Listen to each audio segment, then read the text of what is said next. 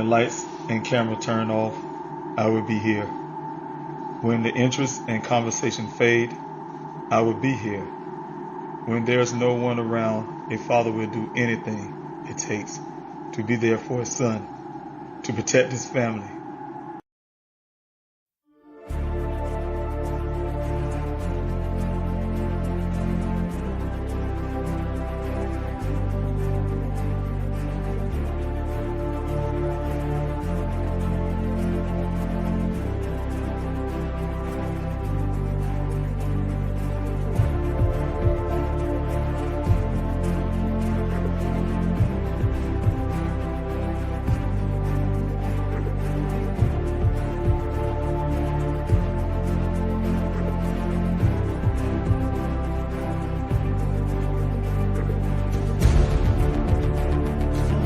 David. Where's everybody? 9 painful months. Without these special people behind me, I wouldn't have a search.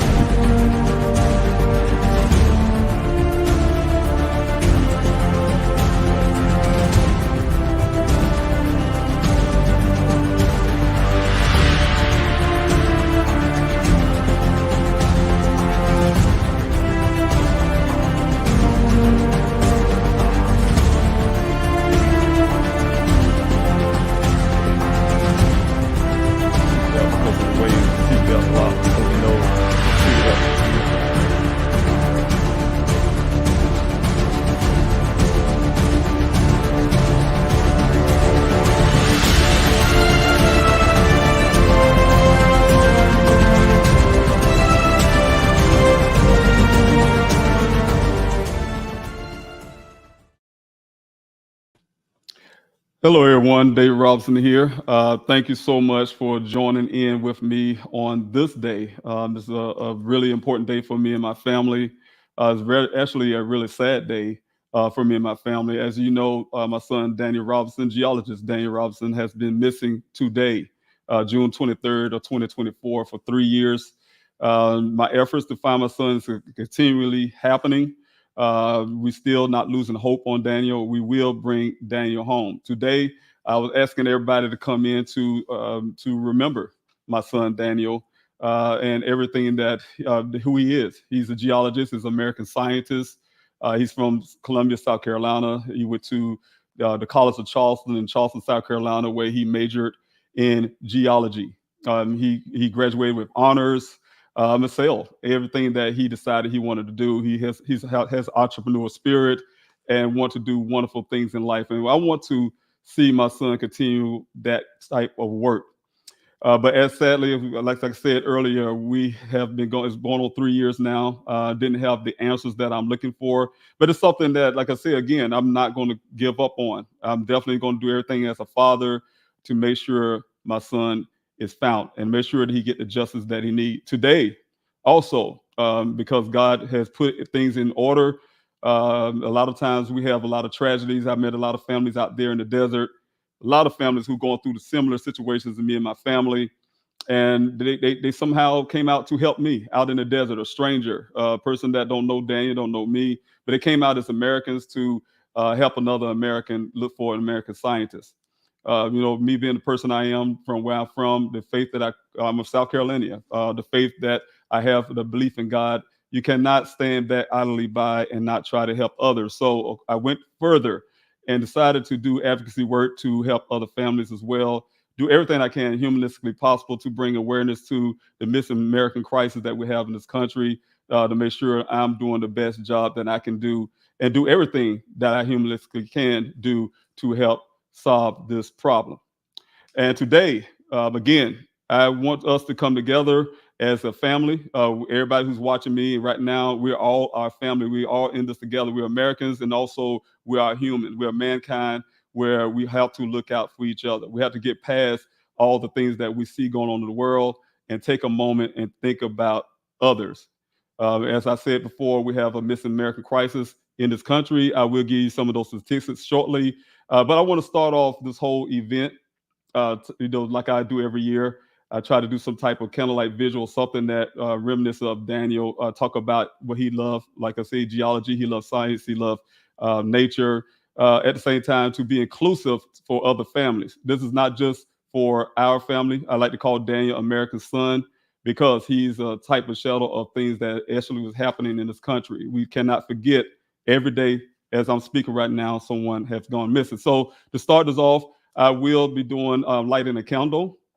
And also, I will be doing a prayer because every month on the 23rd, I try to do a prayer and fast for Daniel. Unfortunately, we couldn't do the fasting part, but I am going to do the prayer for Daniel. And also, the prayer is for all the missing Americans in this country and also all of you as well that's watching right now, because you know what? You cannot do this alone. One thing for sure, Americans that are missing, their families, we need you. So to start it off, I will go with, like I say, the prayer, but I'm going to give you a little bit a part of this candlelight vision. So if you have a candle at home and you would like to light it, I would like you to light that candle in memories of my son, as well as all the missing Americans that we have in this country. Yeah, I'm David Robinson, the father of Geologist Daniel Robinson. We're out here to do a candlelight visual on behalf of my son, and also to bring light into other families who are going through similar situations. So thank you. I'm thanking everybody who's out here to support. We need to stand in solidarity to bring attention to this case and to make a statement. Oh, I'll be your shelter, I'll be your armor. I hear you whisper underneath your breath.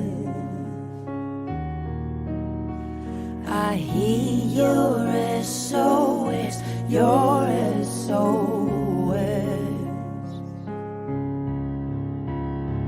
I will send out an army to find you in the middle of the darkest night. It's true, I will rescue you. I will never stop marching to reach you in the middle of the hardest fight. It's true, I will rescue you.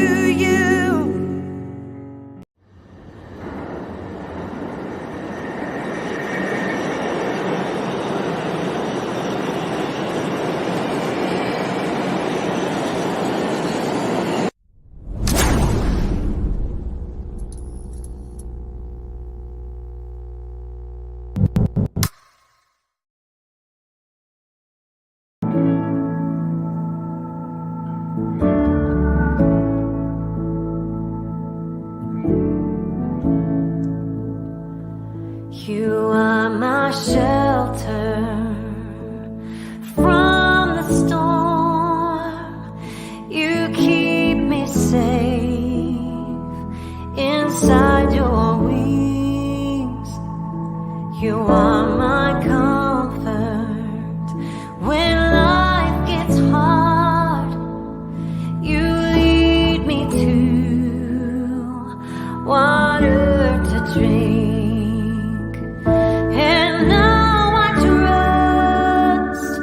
Your gentle hand, even when I can't understand, I know your voice.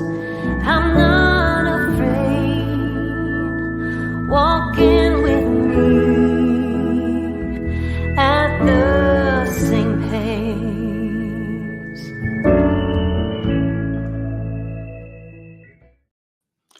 Okay, thank you again, everybody, for being here. Those who just joining in, I'm David Robinson, the father of Geologist Daniel Robinson. My son went missing out in the Sonoran Desert of Arizona while working.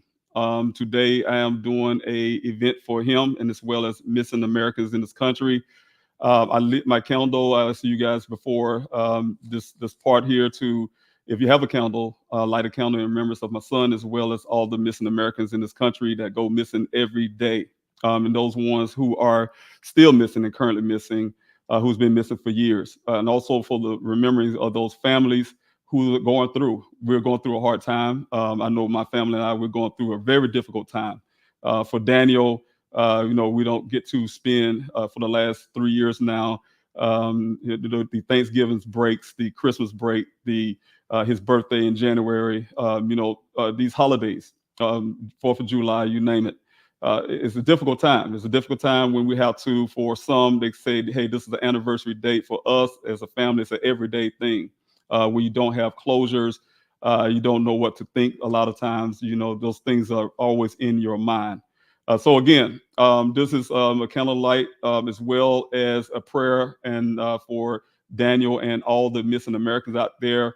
And so I will start this part here off with a prayer, and then we'll go into some of the statistics that's out there and things that we need to be aware of, how we can help families to find their missing loved ones. And one of the other things as well, I will be bringing in guests that will be joining me shortly to talk about what they do to help Americans. And also, we'll talk about some of the statistics that's out there that is very striking that need to be addressed. And I will tell you also about my run for Congress and why it's very important to what I'm planning to do and why I'm doing what I'm doing. As you know, I'm fighting, I'm fighting for my son, but also I'm fighting for all the missing Americans in this country, and try to do all the right things. So I need your support as well. But now we're going to this prayer. Heavenly Father, I thank you, Heavenly Father, for this day. Thank you for all your goodness and mercies. I thank you for bringing everybody who is listening to my voice in this event. Bless each and every ear that is listening. Bless them, their needs, their desires. We ask you, Heavenly Father, to provide and help them, Lord, no matter what's going through in their life.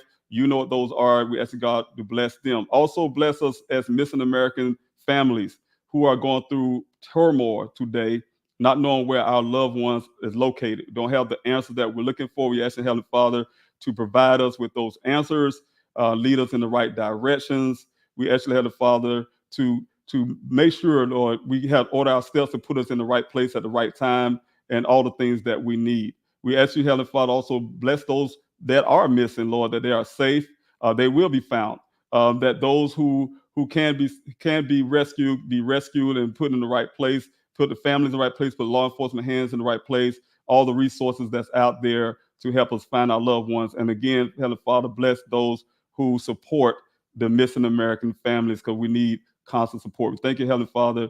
Amen. So thank you again, everybody, for bowing your heads with me in prayer. I also want to talk about everything that's happening with the statistics that is going on in this country, the things that we need to talk about the most. I will jump into that. Just give me 1 second. Thanks so much.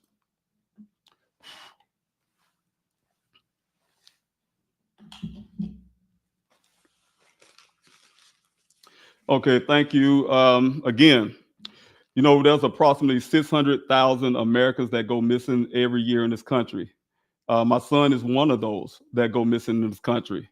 It's an alarming statistic that I haven't had no clue of until my son had went missing. A lot of us don't think about what's happening. We talk about the opioid crisis and we talk about some of these other crises, but this is another crisis. We talk about the border crisis, but we have another crisis in this country, and that is a missing American crisis. And I want to make sure it is put in the right place.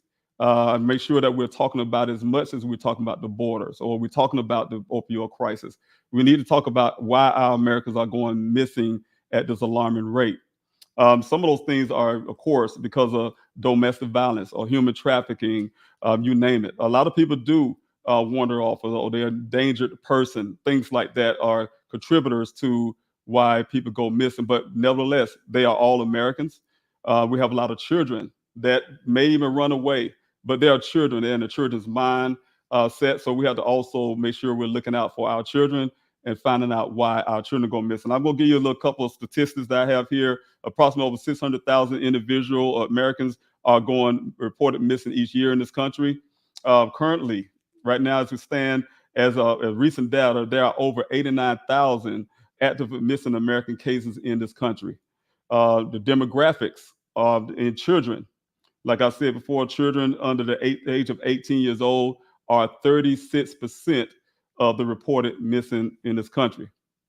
Adults aged from 18 to 29 account for approximately 27% of the reported missing Americans in this country. And I want to stop right here real quick, you guys.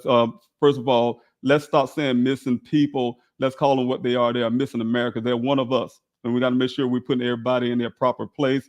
They are Americans, and we need to look for our American citizens. Also, we have on the gender side of things, we have males.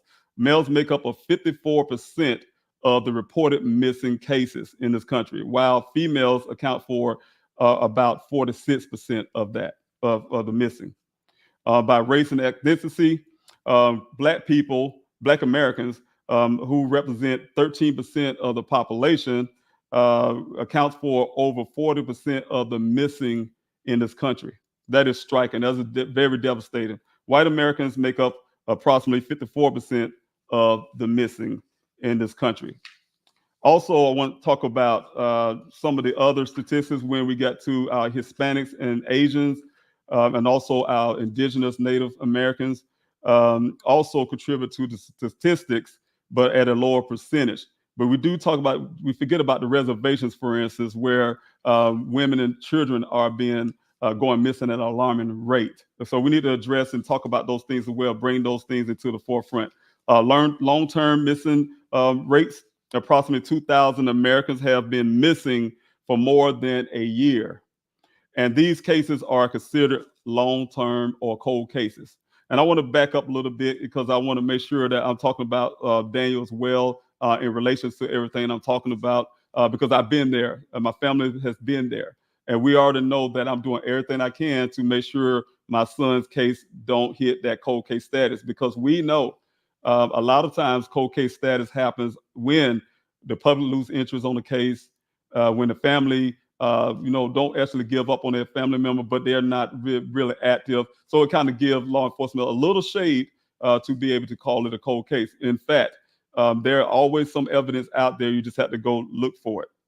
But I want to say also unidentified remains. There are over 4,400 unidentified bodies found each year in this country, with approximately 1,000 of these cases remaining unidentified after 1 year.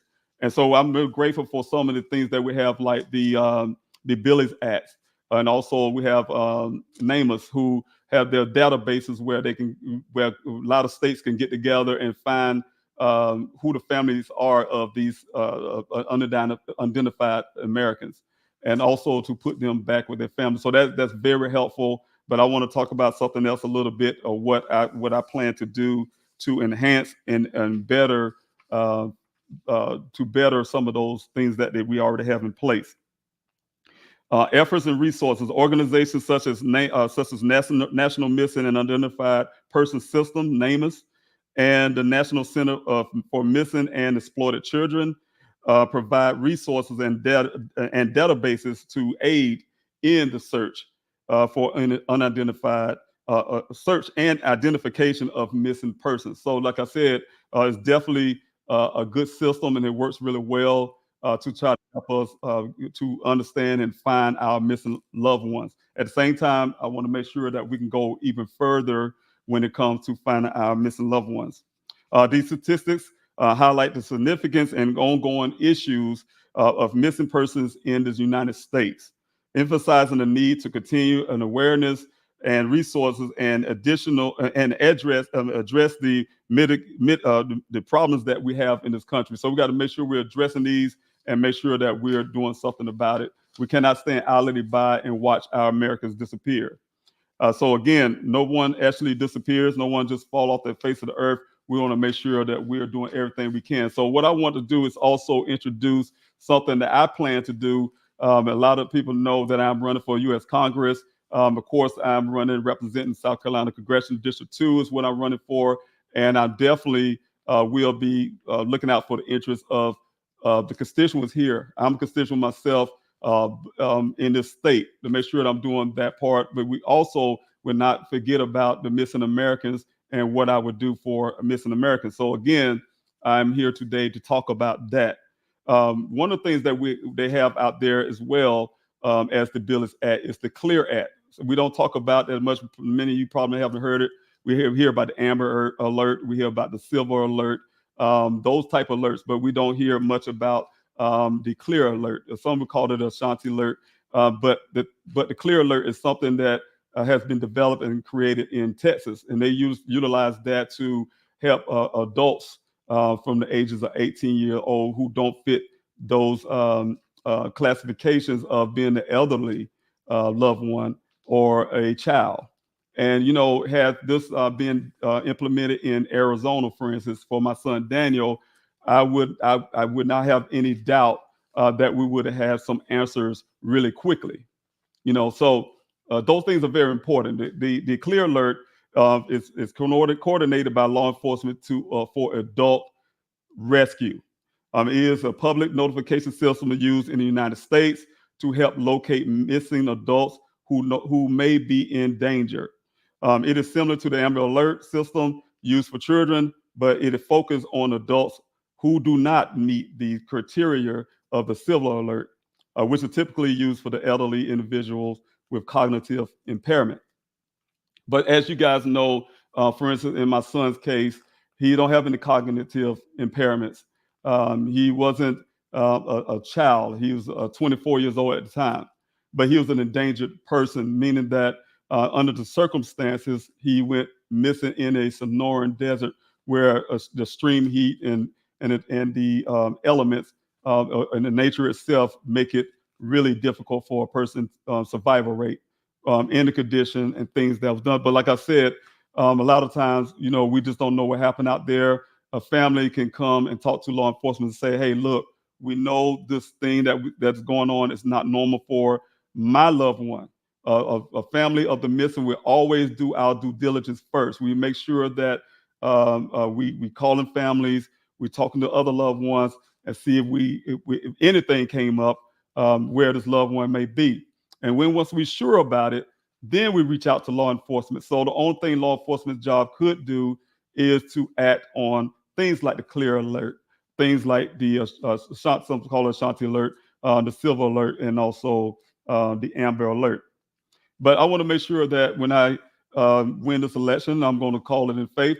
I want to be able to make sure we get a nationwide clear alert type system for adults as well, because we need to be found as well. It's not every case that an adult chooses to disappear, as some law enforcement will suggest. Sometimes people are taken under their own, without their own, against their own free will. So we have to look out for our loved ones. And we have to make sure that we safeguard all of our citizens here in the United States against threats like becoming missing or human trafficking or domestic violence, you name it. So I want to make sure we're doing everything we can to fight and combat those issues. And that's what I will be doing. Also, fighting for my son, Daniel, I have learned a great deal about things that can hamper or stop us from getting the answer that we're looking for as families. In my son's case, one of the things were very important for our family was to get cell phone pings. And you guys have probably heard me talk about this before. I'm about to bring my guests on real quick here, you guys, but I want to make sure I talk about this really quick. One of the things that stood out in my son's case is asking for those cell phone pings, data, and also for his vehicle data that came off of his OnStar type Uconnect type device in his vehicle. And one thing I learned when I was working with the senators in Arizona and meeting with the telecommunications companies is that a lot of them hide behind these policies, privacy policies that doesn't make sense. They also hide behind the fact that they want to limit their data retention. And those are two of the things that was very problematic when it came to finding answers for my son. And I'm aiming to make sure that don't happen to any other family, what happened to our family where we've not been able to get that data to date.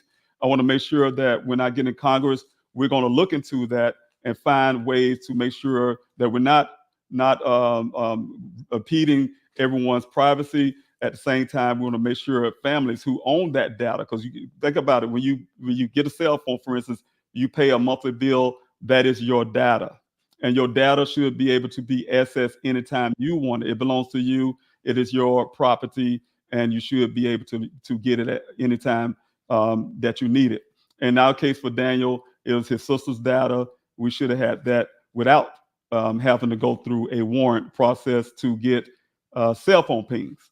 So that's one of the things I want to make sure that we're doing to make sure we're able to use all the data, use the technology that we have available here in 2024 that can help enhance us and help us find our missing Americans that's out there.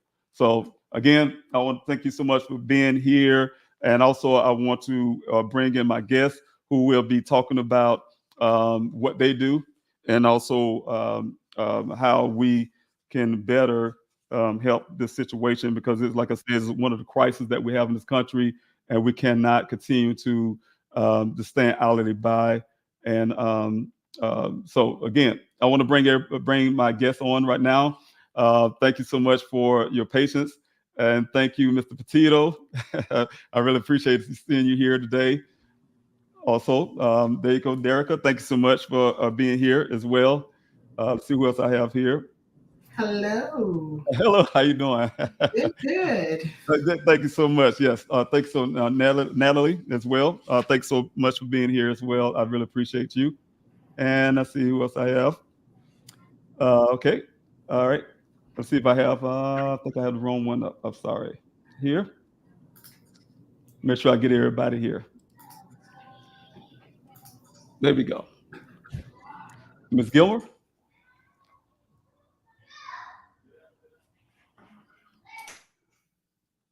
Okay, I think I must have the wrong one here. Okay, let's see here.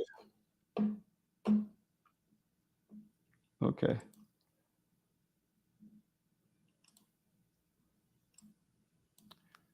All right.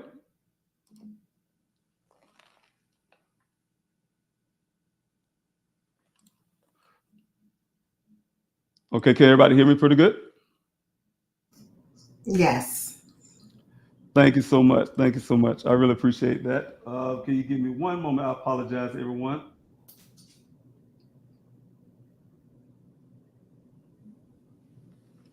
Okay, Ms. Catherine, I will bring you on in 30 minutes.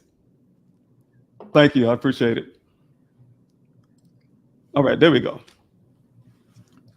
I feel like I'm missing someone. I'm missing Miss Tullis. Marsha? Yes.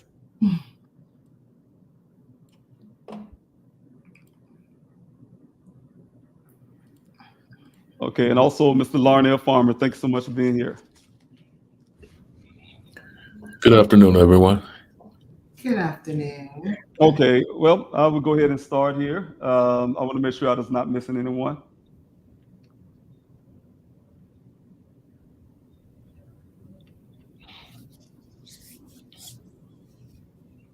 Okay. All right. Well, I have here everybody. Thanks so much for being here, everyone. I really appreciate that. You joining in with me on this day is represent the month that my son. Oh, there we go. Thank you so much, Tulis. Thanks so much for being here.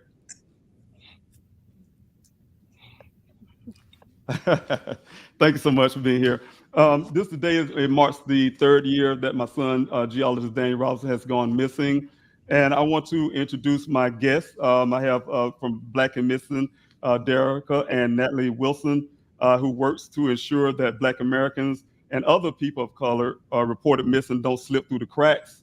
In 2008, the two founded the Black and Missing Foundation Incorporated to help raise awareness about around cases and help families navigate police and the media. The two spaces that can be hostile for people of color. Also, I have Mr. Joseph Petito. He's the well, I would like to say what you say on Safe Space, Mr. Petito. Mr. Petito wrote, "I am the father of 3 beautiful children.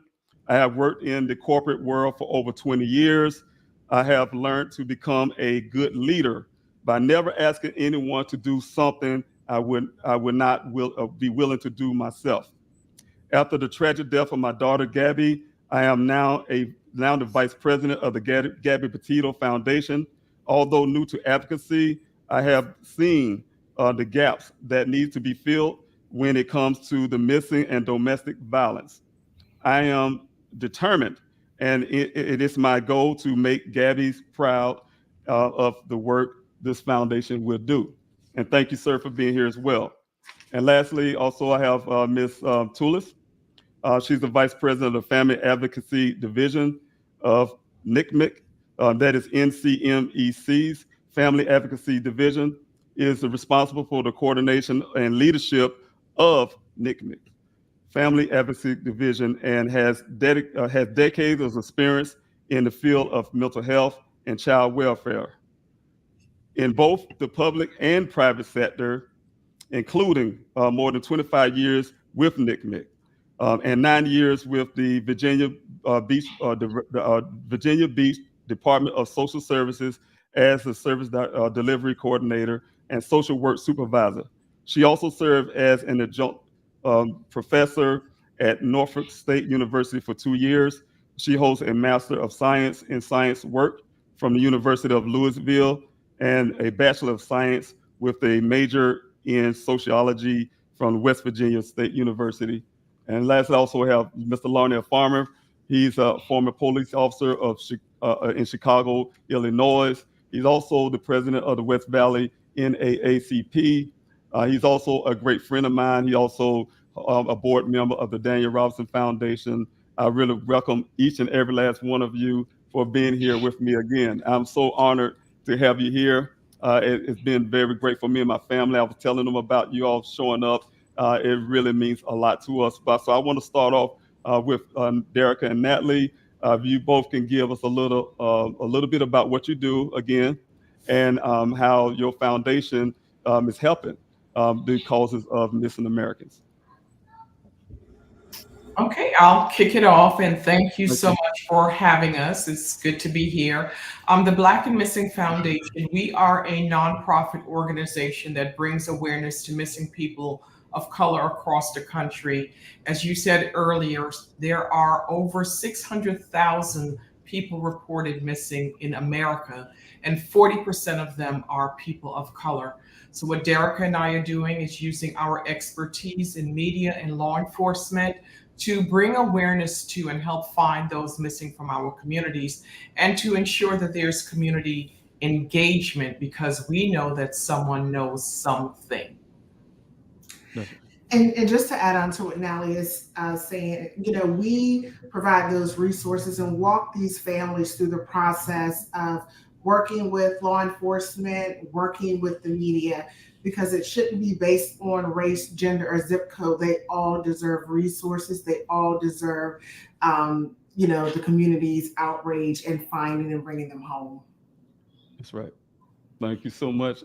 And also, Mr. Petito, definitely a friend of mine as well. I really appreciate all the work that you have been doing, even with the tragedy that happened in the family. I know all too well that is a very difficult time, but you took tragedy and turned it into something great. So I want to thank you for being here. And also, if you have anything you would like to add when it comes to the Gabby Petito Foundation and your advocacy work.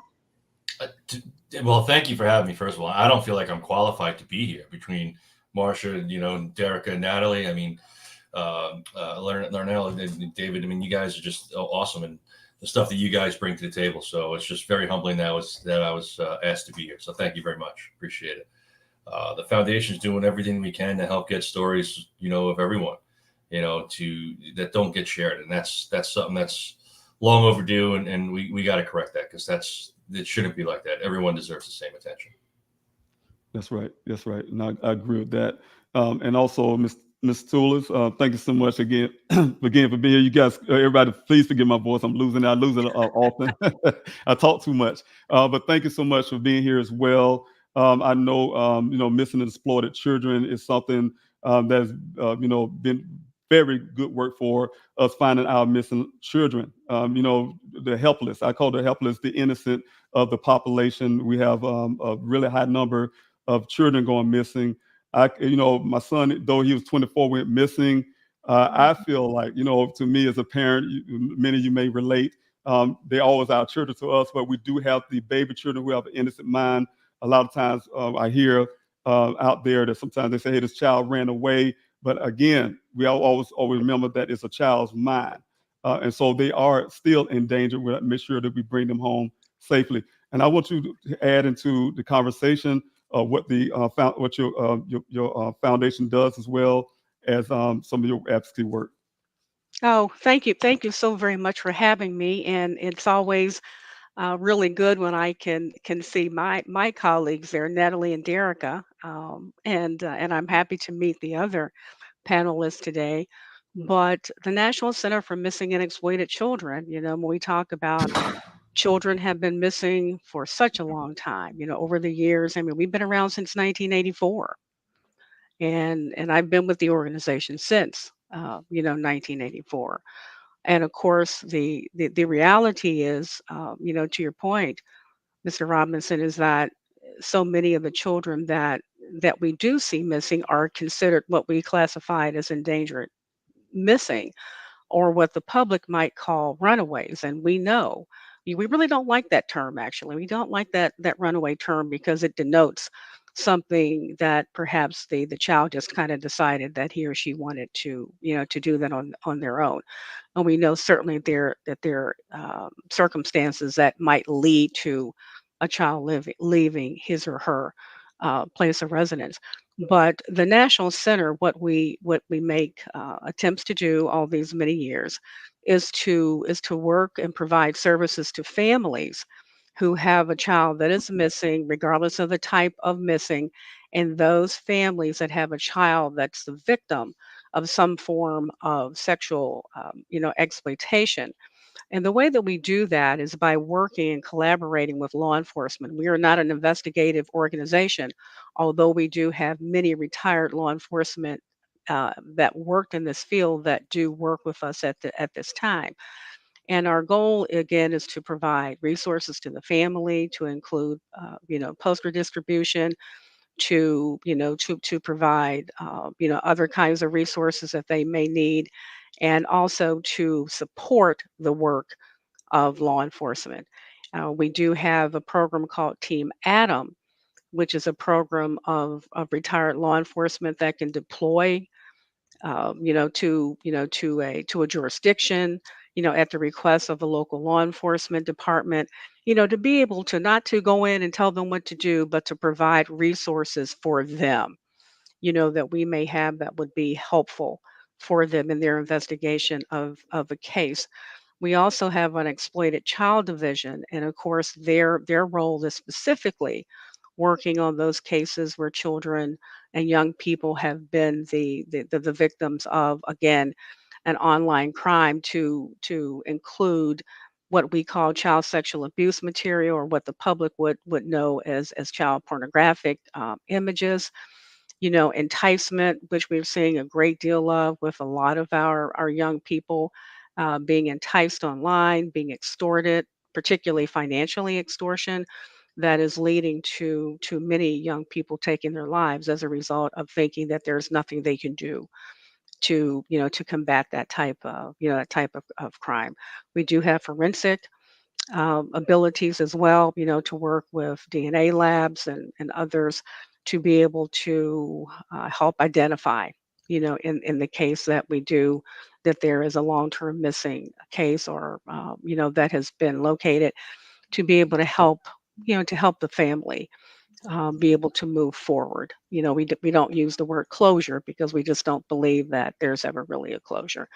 Right. Even though perhaps what has happened to your child, it's an ongoing journey, for sure. So I'll stop there because I know there's so much else that we really want to talk about, but that's sort of a broad overview of the kind of services that we can provide. Okay, thank you so much. I really appreciate you for explaining that to us and give us those insights and understanding. Thanks so much. And also, Mr. Farmer, from your law enforcement perspective, I know you dealt with in Chicago a lot of cases when families would report a missing loved one, and as well as your help with Daniel Robinson's case, because you've been there, a very big advocate in my son's case. So I really appreciate your work that you do as well. Many don't know exactly what you do, but you can tell us that as well, and also how what families should do when we have a missing loved one when it comes to reporting our loved one. Well, excuse me. Again, it's I don't want to say a pleasure being here, but it's good to meet Mr. Patino. I've read about your story about your daughter, years ago, and then I met is it Derica and her partner. I forget her name offhand, and I apologize. I met you guys back in Vegas when I was here with Mr. Robinson Natalie. a few years ago. Yes, Natalie. I'm sorry, and um, I got involved. Well, like David has said, currently I'm the president of the West Valley NAACP in Arizona, and right now I'm in Chicago now, and I'll be here through the week. But I was introduced to David pretty much the minute he landed in Arizona, and it's tragic what has happened and what has not happened with Daniel's case particularly, and I'm sure we'll get into that a little bit later. But from the police standpoint, what I would say, as David has said before, you can't give up, because I get notices every day of someone being missing it across this country. And I continue to say that people just don't vanish out of thin air. Somebody knows something, someone has seen something, and it's just to keep pushing forward, keep the police involved in the case, keep the case in the media, keep the case just fresh in people's mind, as David has been doing over these years. And the thing is, you just can't quit, just can't give up, and don't take for granted that everything is as people are saying it is, because again, there's always something that can be done, and someone always knows something. It's just a matter of putting these pieces together and finding out where the loved ones are. So that's one thing I applaud about David. David has not given up. Again, it's been 3 years today, and David and his family has not given up on Daniel, and I applaud them for that. And as I told David when I first met him, I'm here to do whatever and everything that I possibly can to help him and anyone else in finding their loved ones. So again, it's good to be here, and this is a noble cause. So I thank you, David, for inviting me. Thank you so much again, Mr. Farmer. Thank you, Larnell, for being here. Also, I just want to talk a little bit more about some of these systems. Ms. Tula, thank you so much for putting out the system that is in place for the missing children. But there's also some other resources out there that I've been looking into, like the Clear Act that I was just talking about earlier, the Amber Alert, and also the Silver Alert. But there also are other ways that, as a family, we should be able to. Families should have those resources out there for their missing loved one. We do have a lot of the nonprofit groups that's out there, like the Black and Missing Foundation. I really appreciate everything you have done for me out in the desert. And I'm smiling about that because I remember when I was out in the desert and I really needed a lot of help. Your foundation was really there to support. So I really thank you both again, Natalie and Derica, for the work that you have done out there for me as well. Also, like I said, just some of the things that anybody can speak on this to help families that they say, hey, look, they have a missing loved one today. What should I do right now at this moment? What can I do as a family member that can help in the situation? What is some of the first steps that I should take when it comes to having a missing loved one? I would refer to Natalie and Derica, to be honest. They've been much more versed in this than probably any of us, except for maybe Marcia. So, I mean, I don't know. Well, one of the first steps when a loved one is missing is reporting it to law enforcement. That is definitely the first step. And I know that when it comes to missing people of color, that is sometimes an uphill battle. Getting them to take the cases seriously, because as we mentioned, sometimes they label our children as runaways, or they'll tell these families, come back in a day or two, but that it's out of the ordinary. I think one of the first things that families should also understand is that They need to understand what the regulations are in their respective jurisdictions. So, for example, in some states, there is no waiting period in reporting your loved ones missing, although law enforcement oftentimes tell families to wait 24 to 48 hours. So understanding from the get-go that there's no waiting period. I think it's also equally important to make sure you have a photo of your loved one. You know, we need to know who we're looking for. We need to get this information out there instantly. And one thing that we do with the Black and Missing Foundation, because we've seen so many families become targets of scams, we actually create the flyers for them. And on those flyers, we have law enforcement's contact information, and we also have our contact information. And we understand and recognize that there is a lack of trust when it comes to the Black and Brown community and law enforcement. So we get tips when law enforcement doesn't even get tips, and we share that information immediately so we can close these cases. And that's something that we've been successful in doing, in building those alliances with law enforcement. We want them to see us as allies. We're not trying to tell them how to do their job, but at the same time, we want them to do their job. And can I also add, it's so important to get awareness around this case or these cases because someone knows something, as I said earlier. And Mr. Robinson, when we first started working with you, there were some challenges with getting law enforcement to act on your son's case. And we had a strategy in place, which was to get the media involved.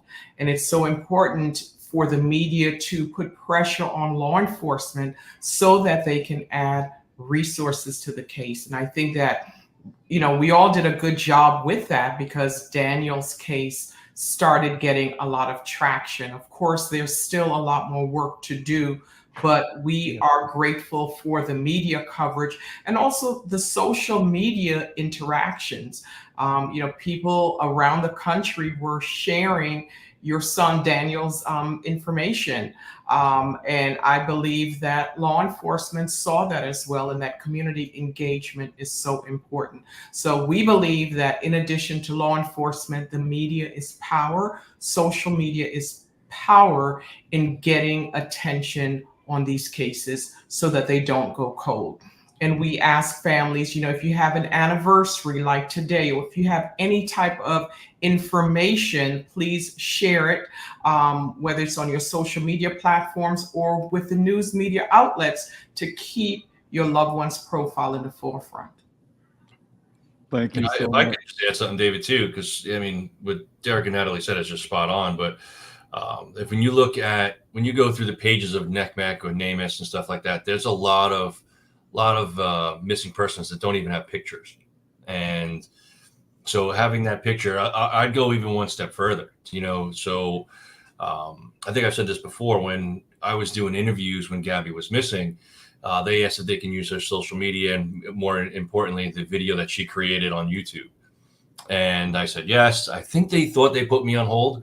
And he said, yeah, we can use the video. This story is going to be sellable. You know what I mean by this, the producer that was on hold with for the interview. So if you have an interview, if you have a video of your loved one or something like that, that gives sound, you know, movement, stuff like that, where people can see and hear, it makes it more relatable and sellable to the media. And that can make a huge difference. So.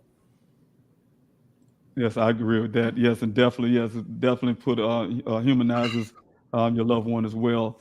And, you know, one of the things, like you said, Mr. Petito, was very important to me, is to get that information out very quickly, quick as possible. I know as a military man, you know, communication is key to anything. And so we definitely had to have that communication with the public.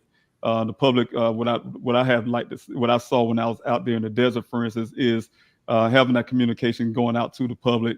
It's like having your eyes and ears everywhere. So someone is always out there looking, someone is always out there watching. That definitely helps us when it comes to searching for your loved one, to make sure that everybody's a part of that. Yeah, I mean, pressure on the media is important. I mean, benefited, you know, that's just call it what it is, right? So, I mean, we found Gabby in 9 days with 2,500 miles, if not more. So, when it comes to that stuff, it really does create that pressure, and it creates that collaboration that you'll have with interagencies and stuff. But also, you had mentioned the Amber Alert and the Silver Alert. There's an Ashanti Alert. See, that's the Amber Alert. When you hear the Amber Alert, what do you? I mean, I'll ask everyone on the panel, like, what do you think? Like, I think of a child. I hear the Silver Alert, I think of my mother, right? Someone probably 65 or older. But there's an Ashanti Alert that's for that 18 to 65 that only a few states utilize it. I think it's for Ashanti Billy. Was signed in Virginia. 2019, right? And then I think North Carolina uses it, but not all the states do. And I'd love to see that. I think states are trying to create their own, because there's no missing person alert system for that 18 to 65 range. They'll stretch the amber or they'll stretch the silver, and that just doesn't make a lot of sense to me, man. We really should have something for that mid-range there. So yeah, that's something that I'd love to see you bring to South Carolina when you're elected. Yes, sir. That's what I strive to do. And thank you, everybody. I don't know if anybody have any more to discuss. I just wanted to make sure I didn't take a lot of your time, as we talked about before. I was really grateful that you showed up today. I knew you would, because you're very great people, and I really thank you so much for that. Again, it means a lot to me and my family as we strive to fight for Daniel. It's something I will continue to do. And I definitely would need your help. I will be reaching out to you as well. So thank you so much, everybody who's on the panel. If you have any final things you'd like to say, thank you so much.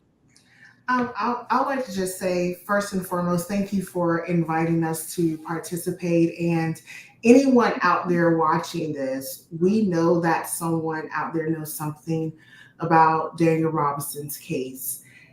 If you have information and you don't feel comfortable reaching out to law enforcement, please reach out to the Black and Missing Foundation. We have an anonymous tip line. It's 877-972-BAM-FI. Or you can go on to the Black and Missing Foundation's website, click on Daniel Robinson's post, his poster, and you can submit a tip there. We don't care who you are. We just want the information that you have that can end the nightmare for Mr. Robinson and his family. We just want Daniel home. Thank you so much. That's why I had a smile on my face earlier. I just want to say this again. The Black and Missing Foundation has really put a smile on me. When I say a smile, when I was in my moment of feeling desperate moment, needing help that I can get out there in that desert, and the Black and Missing Foundation has been there by my side. I really appreciate that. Thank you so much again. Anybody else? Thank you so much. I don't think people. I would just. Oh, I'm sorry. No, Marsha, please, by all means. Oh no, I was just going to also say that if there's anybody that that is listening, that has a missing child, or has a child that has been the victim of an online crime, and you're not real sure where to turn, or you're working the system with law enforcement or whatever, but you need some guidance or some help as to how to help your family go through that process, you can always contact my division, the Family Advocacy Division at the National Center. And the number is 1-800-843-5678. And that's 1-800-THE-LOST. We have you'll see I have on my Hope shirt. I forgot to mention that. We have a program called Team Hope that is a parent-to-parent support program, program that helps a parent that unfortunately is experiencing the loss of a child.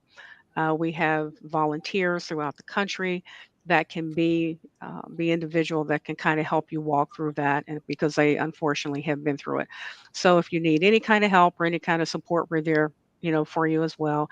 And we do, we certainly, and we always refer to Black and Missing, because oftentimes we get cases that we are not, able to, to work on. And so we'll get you to where you need to be and provide the support that you need.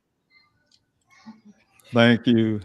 Mr. Robinson, if I can just add, I remember when you first reached out to us, you wanted to make sure that your son's story was told well and told correctly. And you wanted everyone, including us and the media, to humanize him. And we want families to remember that these are our missing sons and daughters. our grandparents, our parents, valuable members of our community. So we want their stories to be told in the best light as possible, because we want to connect with the community again so that we can get the information to bring them home. Yes, that's right. And definitely, that's one of the biggest things for me is to, sometimes it feels saddening to have to go through the extremes of humanizing your child. I know he's an adult, but I say child. But I want to make sure everybody can value my son, or feel like everyone value my son the way I do. And so you're right. That's one of the things that I would like to say all the time when I reach out to you for help. So thank you so much again, everyone. I truly appreciate your time. And again, anybody have any questions, we can go to Missing the Exploited Children, as well as the Black and Missing Foundation, the Gabby Petito Foundation. Thank you, everybody, again. God bless you. And I will be bringing in my next panel. Thank you so much. Thank you. Have a blessed day. Have a good day, everyone. Bye-bye. Hi, everyone.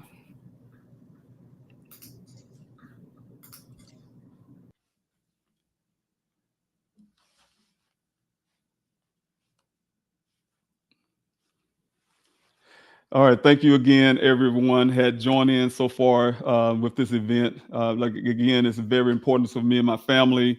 It's been 3 years now. Those who may have just joined in, it's been 3 years since my son, Geologist Daniel Robinson, has gone missing. Many Americans, over 600,000 Americans a year, go missing in this country. It's what I call a American crisis. It's something that I am pushing to make sure that we're definitely putting that on the forefront, in a same level or even higher than some of the opioid crisis, as well as the border crisis that we often speak of. But also, I'm a part of a family of missing Americans.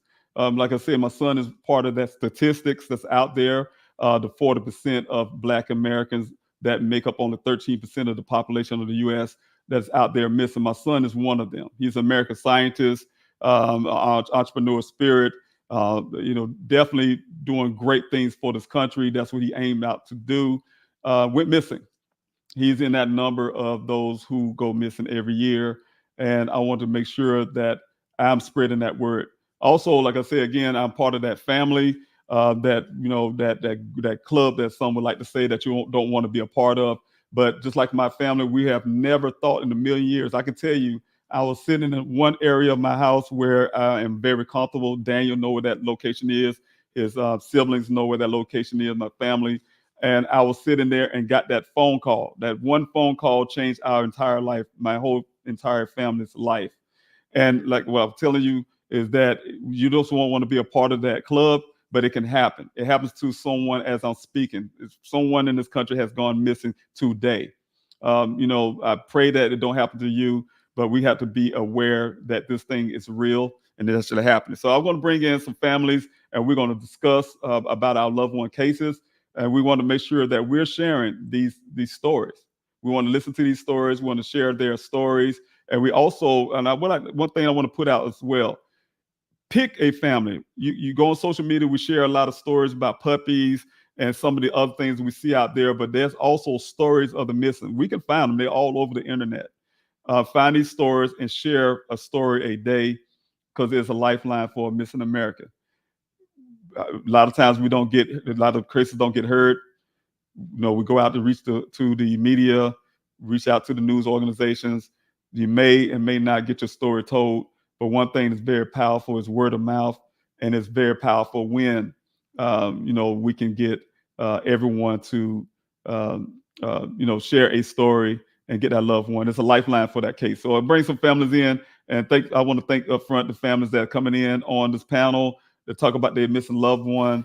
We definitely, and if you can, everyone, can you mute your mic until I call you to speak? That way we can make sure that we hear each other as we're speaking. So I just want to tell everyone, thank you so much for being here. Thank you so much for being here. Katrina, I would like to talk to you first because you brought a lot of people on. I really appreciate that. I know all the advocacy work you do.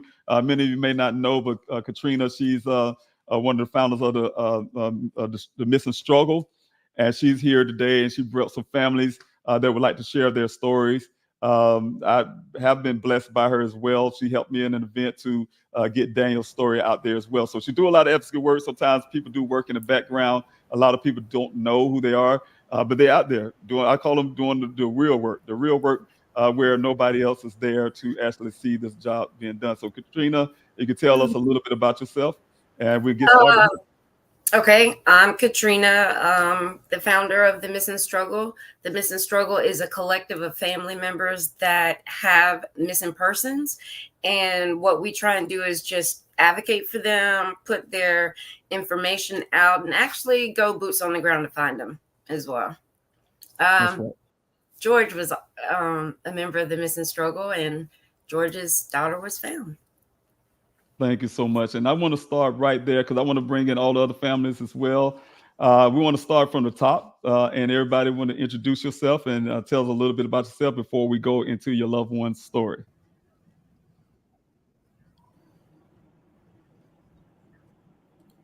Yes, there you Good go. afternoon, everybody. Can you hear me? Yes, we can. My name is Deandra Reed. My sister is Tiffany Reed, and she went missing from Shiprock, New Mexico. Thank you so much for being here. I truly appreciate you for being here. And we'll be talking about your loved one's story shortly. All right, thank you, sir, in the top right.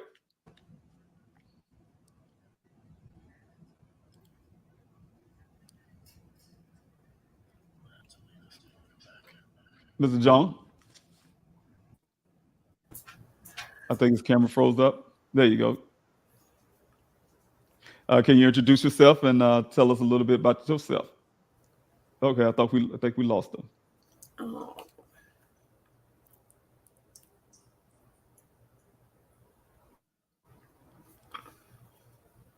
Okay.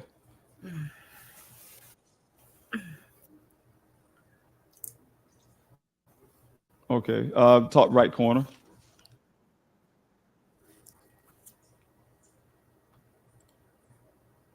Miss Tammy? Hello, I'm Tammy. How you doing? My son Jared. Hi. All right. How you My doing son today? Jared McCulloch went missing. I'm making it.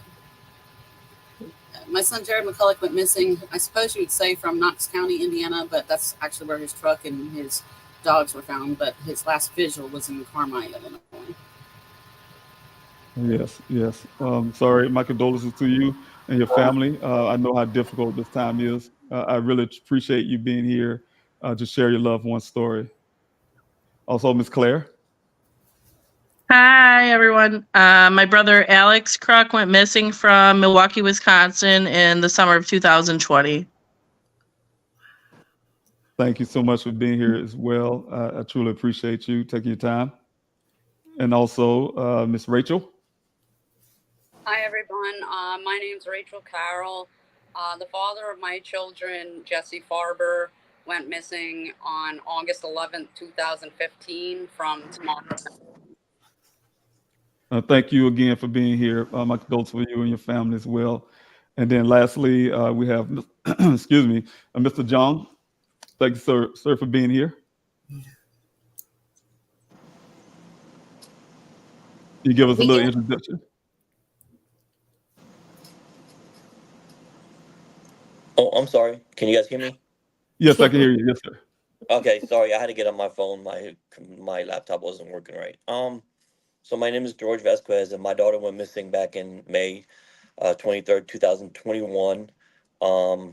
She left with a friend voluntarily and never came back home. So they finally found her body. Back in September. And they confirmed it in April of this year. So unfortunately the police I don't believe did enough.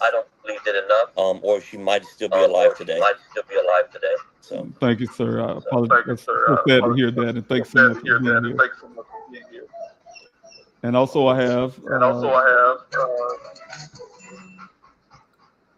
Thank you, everybody, for joining us. Thank you, everybody, for joining us. So much. You tell us a little bit about yourself, and we'll talk about your loved one. Oh, I think I lost Miss Tina.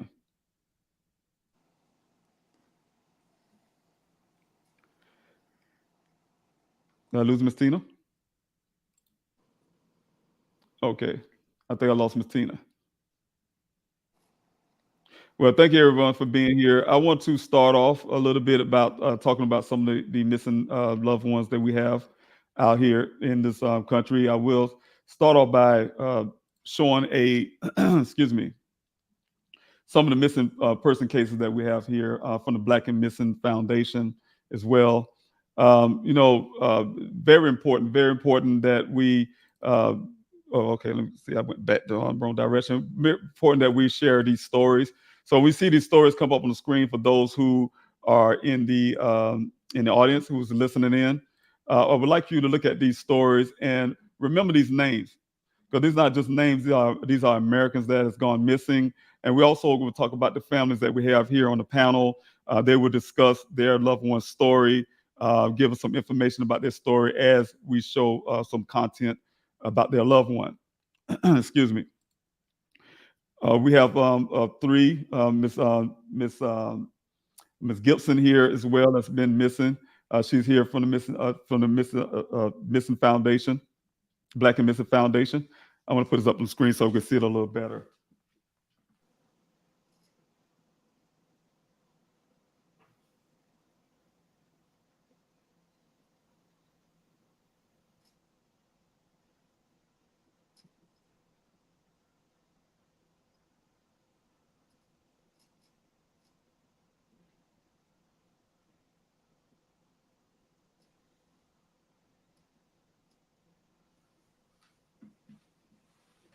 Okay, and if everyone can, please, you go back and watch this event again, to go back and look at these stories, and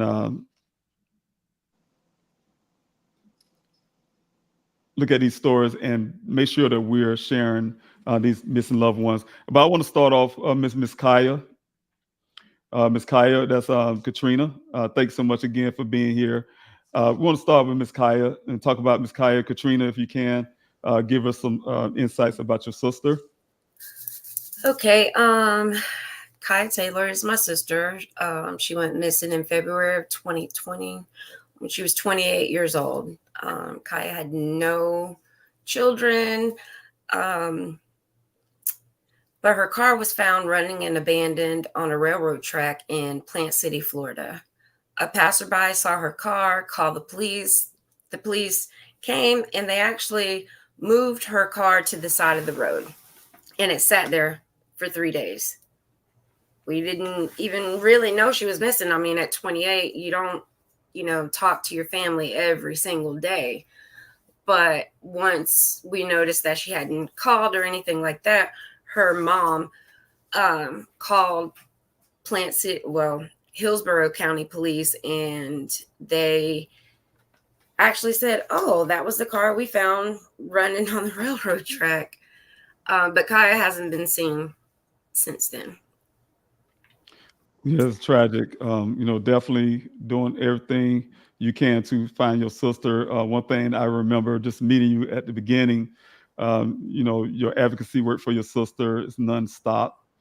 That's what I would like to see in our families, is to make sure that we're doing everything we can for our loved one. And we have to do that. We have to make sure that we're not stopping our work for our loved one. That's something that's very important. And I see you do that every time I talk to you. You're there, and not just helping your sister, but you're also helping others out there to help them find their loved ones. Again, a lot of you on the panel here is Katrina brought you on to this panel. So I really appreciate Katrina for everything you're doing for your sister, because it really, really something that she's, I know she'll be proud of and happy that you're not giving up on her, and you're going to make sure that you're doing everything you can to find her. Absolutely. Also, I have here Miss Tiffany Reed. If you can tell me a little bit about Miss Tiffany Reed, and also how we can help locate her, Miss Deandra.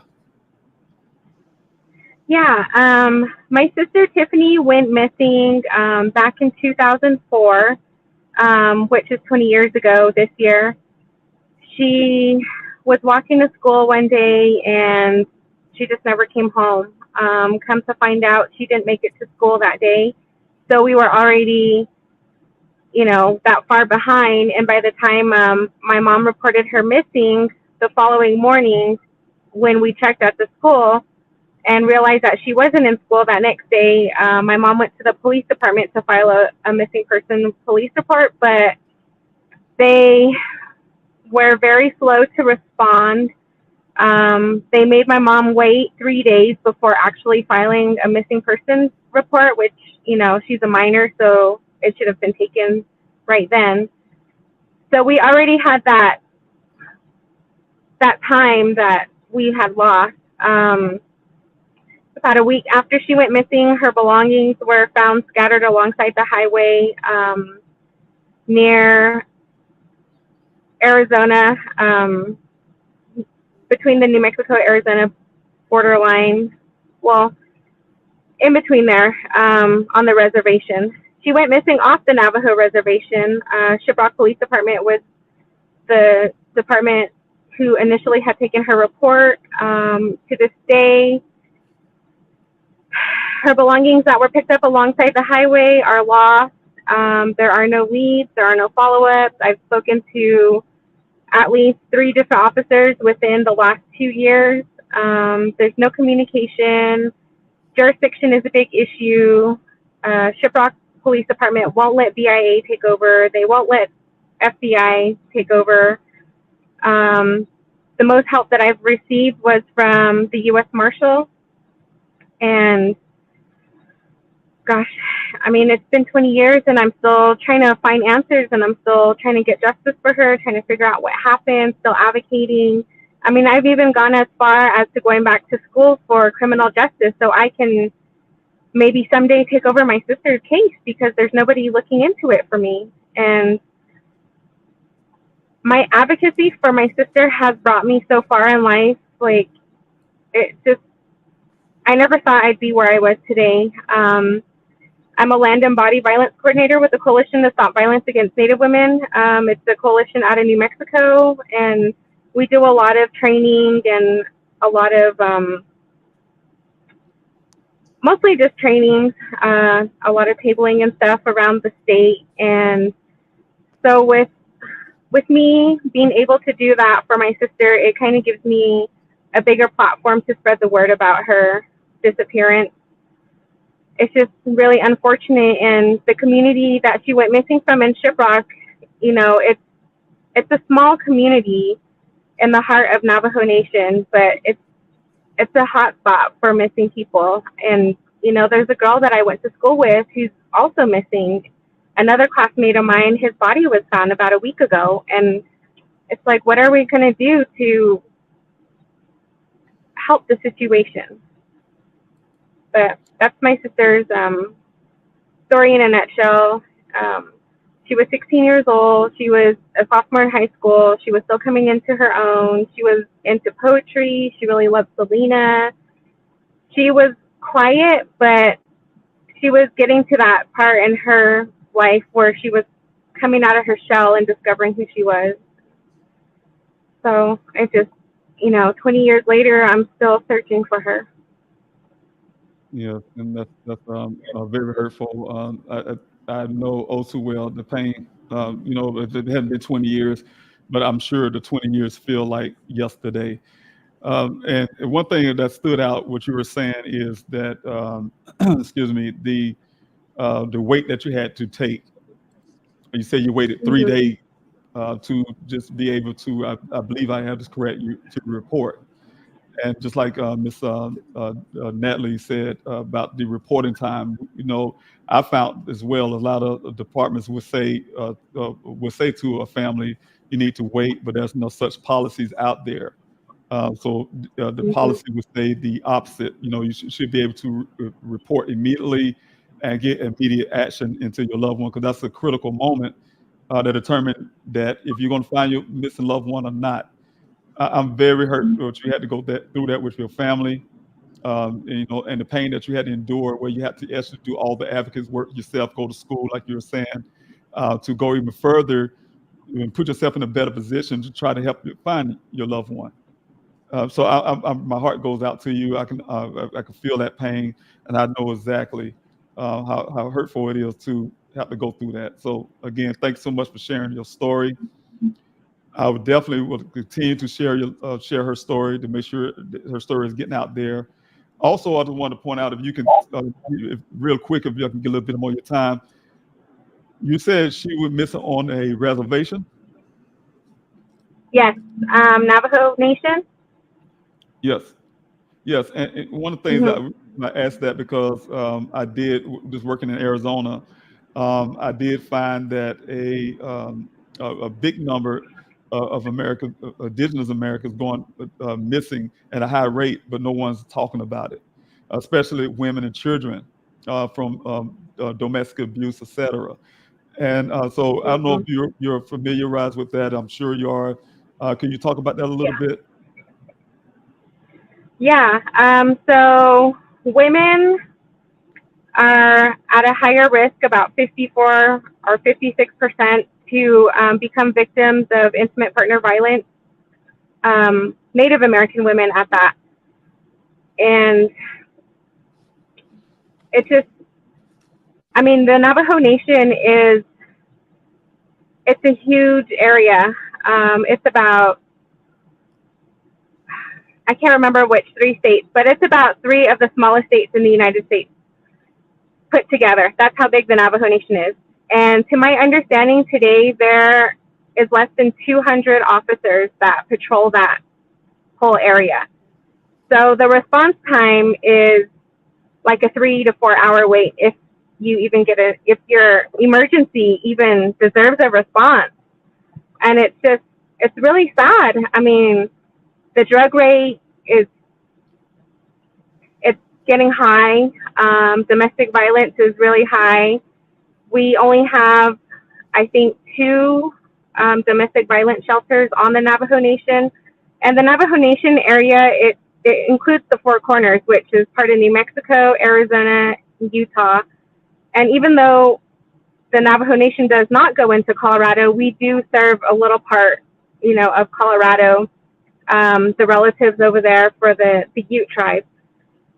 So it's just really unfortunate, like all the things that happen on the Navajo Nation and how underreported everything is, how response time is, and even just getting updates, follow-up.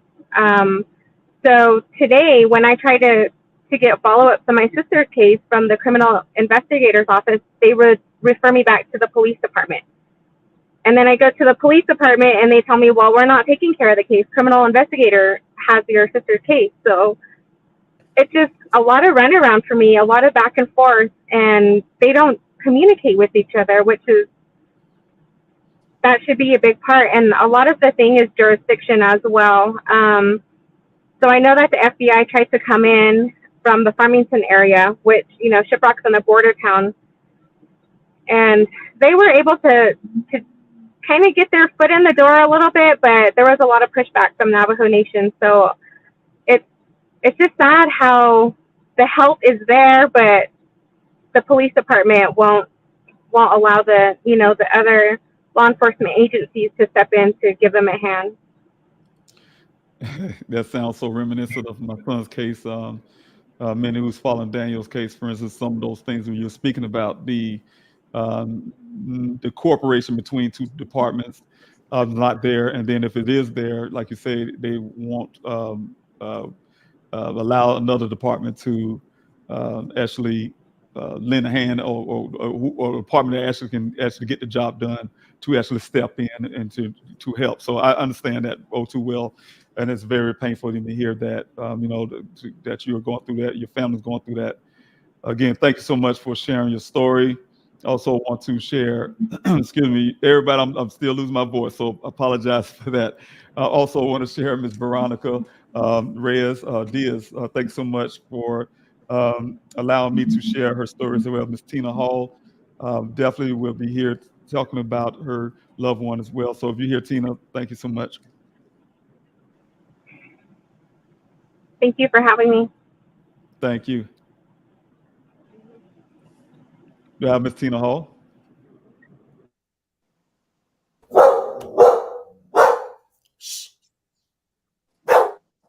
Miss Tina?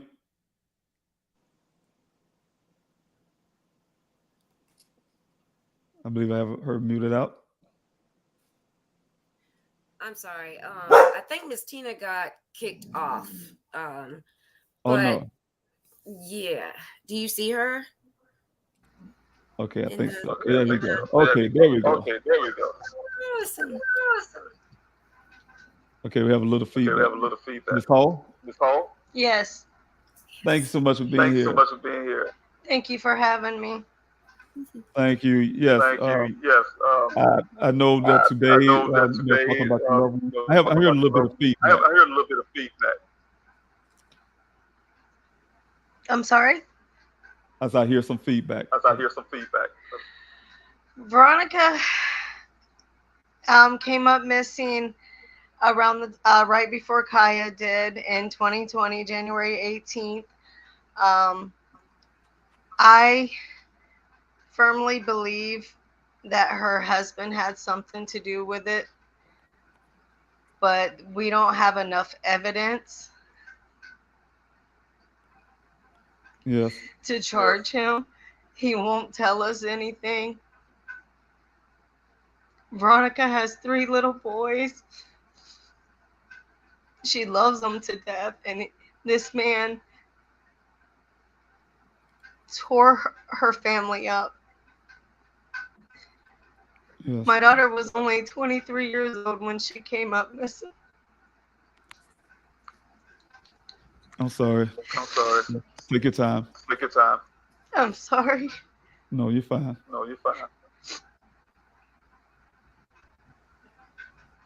She didn't deserve it. Nobody deserves this. Well, She just went out one night to have fun, and she came home to not having nothing. Can't find her. Nothing. Can you tell us a little bit of circumstances around her disappearance? What city? She came up missing in Dover, Florida. She lives in a trailer park, right in the back. He said her phone was on her.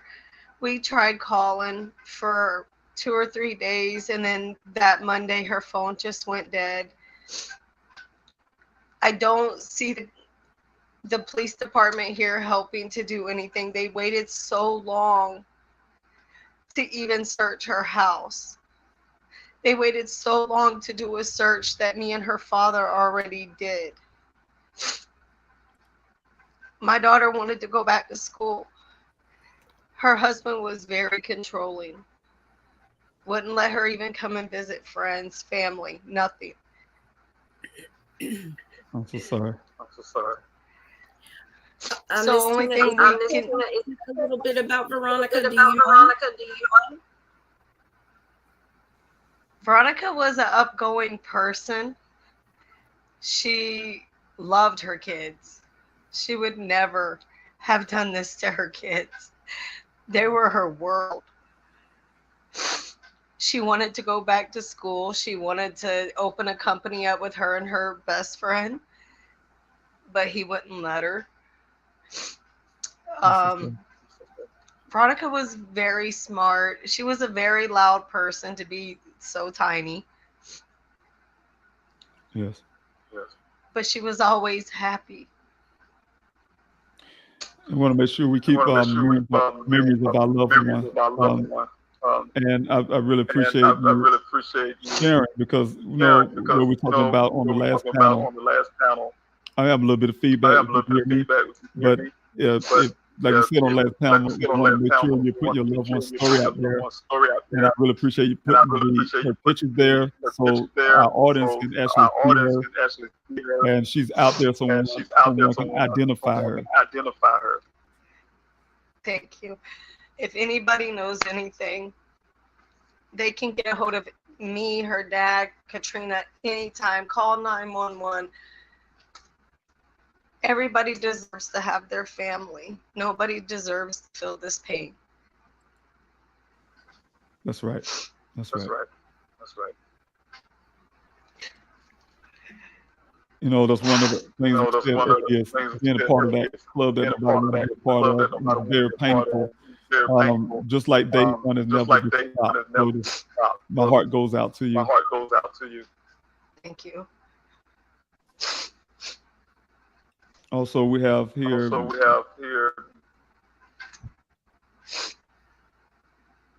I apologize here.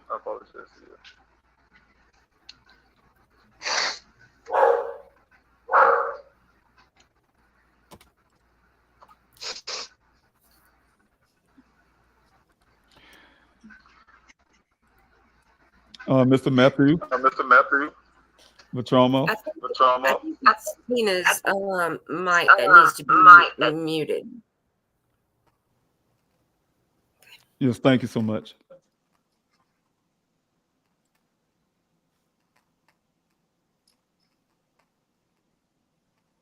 Are you here?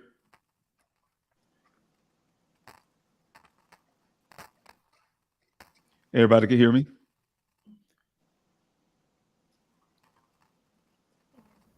Yes, we can hear you.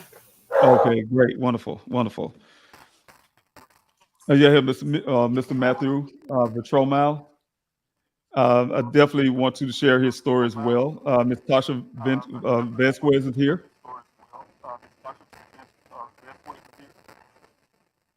Ms. Tasha? Thank you for letting me in. Can you hear me, guys? Yes. Can you hear me? Yes.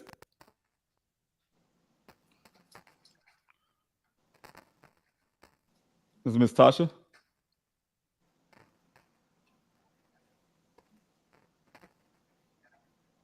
Okay, I think we're having a little technical difficulties. Please, I apologize for everyone. Tasha did say there was like a lot of rain and a lot of things going in and out in New York. She's in New York, so. Oh, that's okay. I understand. I can tell a little bit about Matthew if she can't get on, if that's okay. Yeah. Yes, please. Okay. Matthew Vetramelli actually went missing from Kissimmee / Orlando, Florida, which is, it was Monumental Hotel on International Drive. Woke up one morning, called his mom numerous times. He was actually with his girlfriend, and they said he left, and Matt hasn't been seen or heard from since. That number that you have at the bottom, it says Miami, but he actually went missing from Orlando / Kissimmee. Okay. Orlando. Yes. I'll get that corrected. Yeah, she's having a lot of trouble up there with the weather. So. Oh, that's okay. That's okay. Thank you so much for giving us information about Mr. Matthew. Excuse me, Mr. Matthew. And thank you, Katrina, for bringing everybody on. I really appreciate it. If she comes on, you can let me know. If she comes on, I can come back to her as well. Also, Mr. Alex Kruk, thanks so much for sharing his story as well. Ms. Claire, if you're here as well, I want to share his story. Hi, everyone. Yeah, I am Alex's sister, Claire. Alex went missing in the summer of 2020 from Milwaukee, Wisconsin. There is a discrepancy with the dates. If you want more information on that, you can listen to my podcast. But yeah, Alex didn't own a vehicle. Supposedly he disappeared on foot.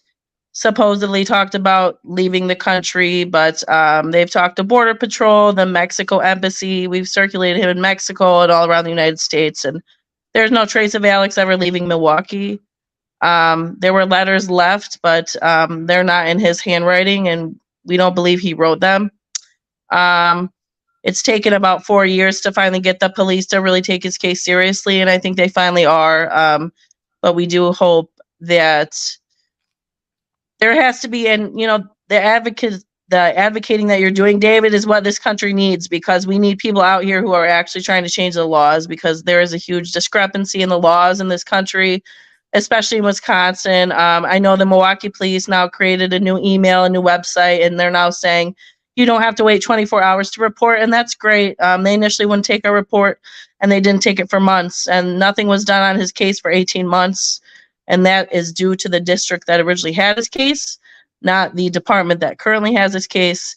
I know the officer on his case has been trying some things, but there are some jurisdiction issues also. And I mean, personally, I also think, if anybody out there with the FBI is listening, you guys should maybe relook at your policies, to where there's a lot of these cases where with multiple states, multiple jurisdictions, to where if you guys could assist these families, especially with these long-term cases that have been going on for years, I mean, it really needs to be relooked at, because when you have one state has a case and they can't get the jurisdiction in another state to help them, it's a huge problem. And I know a lot of families, and there's even another one on here right now dealing with the same thing, that, I think the FBI, especially with these long-term cases, I mean, and Milwaukee has a lot of long-term cases. I think it's around 68 is what's in NamUs, but I do believe there's more, just because of what other families that we've talked to.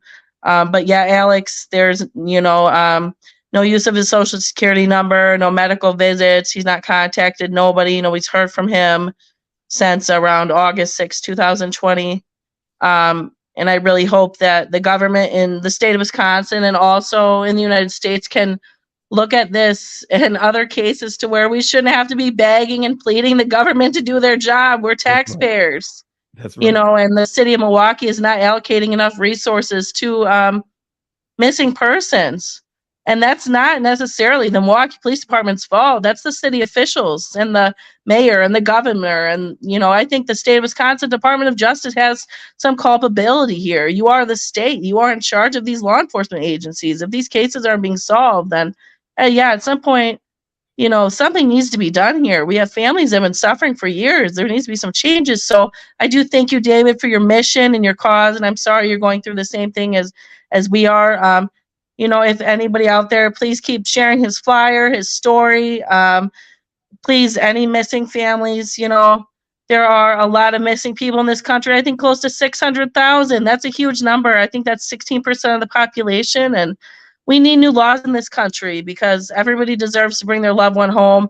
And like you said, David, I think these cases are solvable. There is evidence out there. It just takes the time for someone to look at these cases and solve them. And you almost wonder if the law enforcement agencies don't have the time or resources. Maybe there needs to be a separate agency if they don't want to deal with it. I don't know. But, there is a Center for National Missing and Exploited Children. Maybe there should be a National Center for Missing and Exploited Adults, because there is a lot of trafficking going on, especially here in Wisconsin, other things like that. There are a lot of underground things going on, and the state of Wisconsin, other states need to take action. Because and a lot of these people that are vulnerable, they are children. They do have different health issues. So please share Alex's story. Anybody else out there? I have a lot of other families on my page. I do appreciate you bringing me on. We do still hold out hope, but. No, thank you for sharing. And you pointed out a lot of things that I was thinking myself as well. One of the things is, there should be a department within the department, what I like to say as well, is the, what I did, do you stay here? Okay, there you go. Okay. There should be a department within the department when it comes to law enforcement. We should make sure we have funding that's allocated to that department that focuses on missing Americans, especially in states with the higher missing American rates. One of the problems is a lot of times law enforcement have other things to deal with, and sometimes they would take that funding and won't put a lot of funding into missing Americans, especially when you're an adult. It's better if the department within the police department is just all they do is focusing on missing Americans. Like I said, get well funded. The training is there, and also the resources of you being uniform is one of the things I was looking at as well. Is like you were saying, have these departments speaking the same language, basically, is what I'm saying. Make sure you're on the same page. You both are helping each other accomplish these goals. Because a lot of times families, I keep hearing it over and over again in this panel, for instance, one department say, hey, look, the family can say, hey, look, another department can help in the situation, but that one department is not allowing this department to come in. They say, hey, we have to get invited in. For instance, the FBI would say that as well. Well, we can't do anything unless this department who's handling that case invite us in. But when are they going to be invited in? So some of those things, like I said, should be looked into and find a way to streamline the process, as well as stop all the separation when it comes to law enforcement. One department does this, one department does that, but it should be all uniform. I don't know if you can agree with me with that, Ms. Crutz. Yes, I do. And, oh my gosh, I had one thought I was going to say, but, a lot of people think, the city of Milwaukee does not have money. That is absolutely incorrect. The city of Milwaukee absolutely has money. They're not using it correctly. And that does not necessarily fall on the Milwaukee Police Department. That falls on the city officials in the state of Wisconsin. The officials that want to kick their feet up and drink their coffee, and they're not doing their jobs. You have a job. You are elected by the taxpayers of this state. That's right. We have families out here that have been missing their loved ones for years. Can you hear us? You need to take action. The state is culpable in this. You need to take action. I know so many families in the state that have begged the Department of Justice, the DCI, the governor's office, myself included. I've talked to state representatives. I have contacted everyone you can think of, including the FBI. Everyone. Can you hear us? You're not using your money correctly.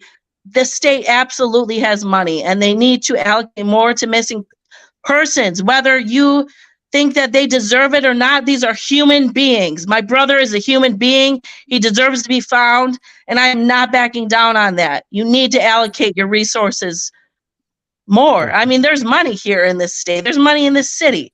It's not being used, and shame on the state of Wisconsin. And that falls on everybody from the top down. You can't put all the blame on the Milwaukee Police Department, because at the end of the day, they answer to the mayor's office. They answer to the governor's office. They answer to the Department of Justice. It's time for them to make changes, because here in Wisconsin, I speak for a lot of families. I know we are fed up with it. We are fed up. Thank you so much. I can say that I think each one of us on this panel can agree this is an American crisis. It's a crisis that needs to be addressed urgently, like yesterday and beyond. Something that we definitely have to address and not let go, and we cannot, as a family as well, let our foot off the gas pedal when it comes to fighting for all missing Americans in this country. So thank you so much again, Ms. Kruk. I really appreciate it for you being here. Also, we have Ms. Marzo, who went missing as well. Her family member, Katie Nelson. Ms. Nelson, are you here?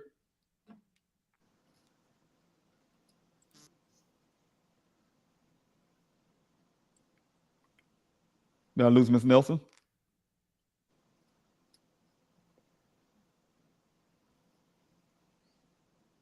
Katrina, you still here? Are you familiar with this case? I am not. I'm sorry. I am familiar with Becky's case. Is her family supposed to be on here today? Yes. Yes. Well, I am familiar. I do know her family. Was Katie supposed to be here? I'm not sure. Anyway, Becky Marzo, sorry. I don't know where the thing went. Becky went missing. Hold on one second. Oh, there you go. Okay, December 12th, 2003. Becky is 5'1", 120 pounds. She had blonde hair. She was dropped off. She was at a bar with her friends, and she was dropped off at her boyfriend's house where she was living there with him. And she was never seen again. after that night. I know her family fought for many years with the Milwaukee Police Department to take action in her case, and they are still fighting for justice for Becky, as she has still not been found. Becky has an amazing family who love her, and they really would love for her to be found. I know that there's been quite a bit of work done on her case. I can't speak to all that. I'm not sure if her family is here right now, but I do know that they have advocated hard, and I believe, Yeah. and if they're on here, they can correct me if they're wrong, but I believe that they at one point had John Walsh willing to work her case, and the Milwaukee Police Department said no. And I will say that for 20 years, I mean, some of these things that happened in her case, happened from the start 20 years ago. So the current officer on her case, I hope she doesn't think I'm speaking directly to her, because she's the cop also in my brother's case. But there's things that have been going on in Milwaukee and other cities in Wisconsin that have been going on for decades, and I don't want to put that on her shoulders because she's just one person. But Becky, she did not have a lot of media coverage. That's another thing in Milwaukee. They will share their flyer maybe once, maybe twice. That's about it. The local media here does not do a good job. We reached out to media outlets, Journal Sentinel. I believe Becky did not have media coverage, and I personally, I would have been maybe 12 years old when Becky went missing. I'm 33 now, and I've never heard of her case until my brother went missing. So the media here does not do a good job. But Becky's family very much loves her, and they really want her found, and they have very much been advocating for her. So if you have any information, again, on my brother's case or Becky's, please call the Sensitive Crimes Division, 414-935-7405. Thank you. Thank you so much. I really appreciate that. You filling in. I truly appreciate it. But, it's really sad. I'm hearing that. And I remember looking at the cases, and we had Milwaukee comes up a lot, and and I was really shocked and blown away from that, because I have never thought that, a lot of that goes on in Wisconsin. I've never known that. So just to hear the two stories so far, and as a third as well, I'm really shocked. But, but at the same time, with 600,000 Americans go missing, here in South Carolina alone, we have over 270 at the beginning of this year that have gone missing. And, those numbers are expected to climb. So definitely is a crisis that we have to address. Also, we have Mr. Rice here as well. Just want to make sure we'll share his story. Ms. Darlene, I don't know if she's here, but wanted to share his story. Ms. Darlene, are you here?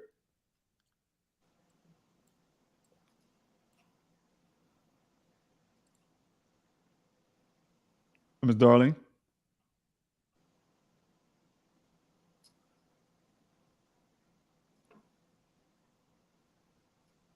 Is she supposed to be on here too, Darlene? Yes. Well, I'm also familiar with Ryan's case. I'm familiar with a lot of families in Milwaukee and the state of Wisconsin, but if she hops on here, she's more than welcome to take over. But yeah, Ryan Withy, he was missing. He's been missing from Milwaukee since, you guys have January 2020. That's not right. I believe it's February 2022. Hold on one moment. But he was last seen, give me one moment here, because I think, yeah, he's been missing since April 4th, 2022.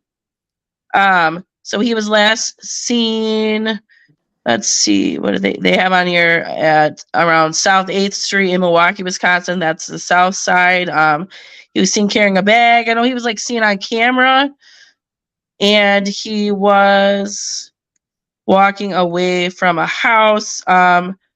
His family has also been fighting very hard for him to be found. And we do know that there are people in the city of Milwaukee that have information on these cases. So, you really need to come forward at some point. That's right. Ryan's family, he was very close with his family. His family loves him very much. And I believe there has not been a lot of tips or leads on his case either. I can't say for sure. I'm not Dorleen, but I know that his family does really love him. She does not want him to be forgotten, just as another missing person.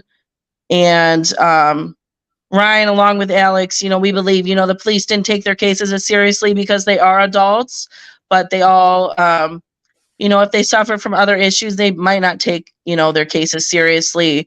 But I know that they really want to find Ryan, so I'm kind of filling in here, but Yeah, I yeah. really appreciate you doing that. Yes, thank you so much. Yeah, and it's a tragic. Like I said, I've been seeing the cases come up, and for this event, and it is 3 of Wisconsin alone, just for the event, and I'm devastated. And definitely you know the stories, and so I'm sure it's playing in your state. But also, you can agree. I hope everybody can agree with this. Is the clear alert that we were talking about in the last panel. I believe that it would be helpful if we had that clear alert implemented in every state when it comes to missing adult Americans.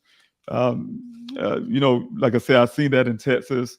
I hear it's in somewhat in Virginia. They're trying to come up with their own type, but I don't see it here in South Carolina. I don't see it in Arizona where my son was missing. I'm not sure if it's there in Wisconsin. You can tell me that. Crocodile, I'm not sure.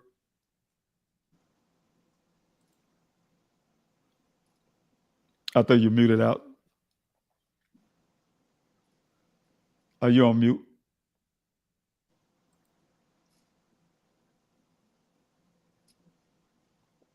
Yeah, I think you're muted out. There we go. There we I've go. never heard of that one being used in Wisconsin, so I don't believe that they do use that. But obviously, I'm not a law enforcement officer, so I don't know. I've never heard of it though. Okay, thank you so much. Okay, and I want to thank everybody again for being a part of this event, sharing your loved ones. Anyone, you have free course. If I miss anything, you want to share anything more about your loved one, please feel free. You have the open floor right now. I do hear someone trying to come in, but they're having a lot of difficulty. But if anybody has anything they want to share and discuss with the panel, please do so. Thank you so much. Natasha is on, and so is Rachel. Tasha, to talk about Matthew Vetrameli, also George Vasquez, and Rachel Carroll. Okay, thank you.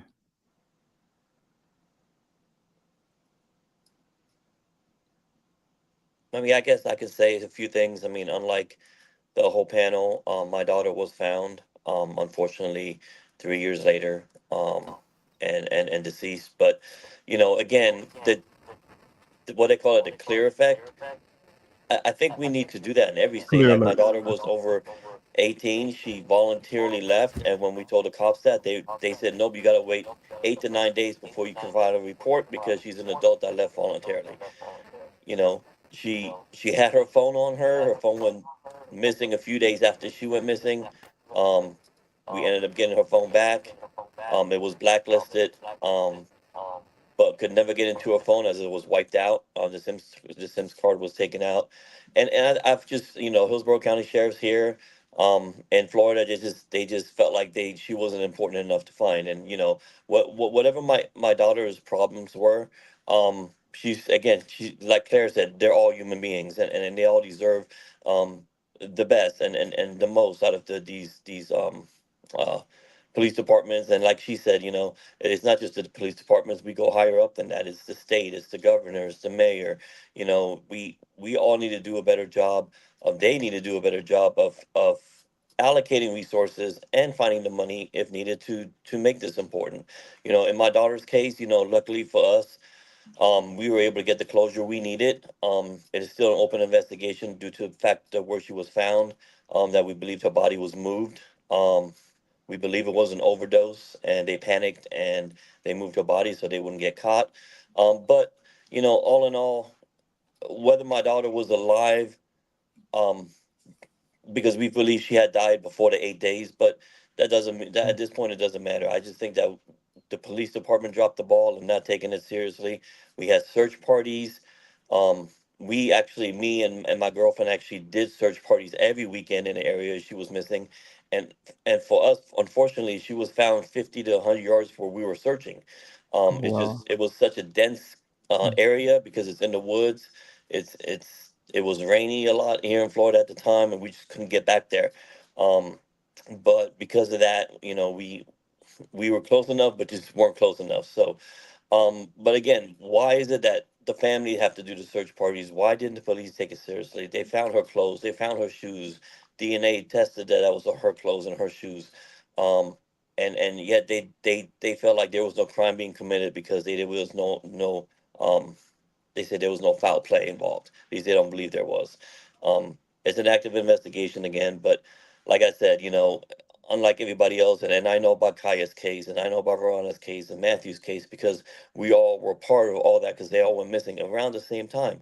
And again, all adults, nothing is being done about it, and that's the sad thing. And you have suspects. Veronica's case, her husband, and what are they doing about it? Kaya's case is her boyfriend. What are they doing about it?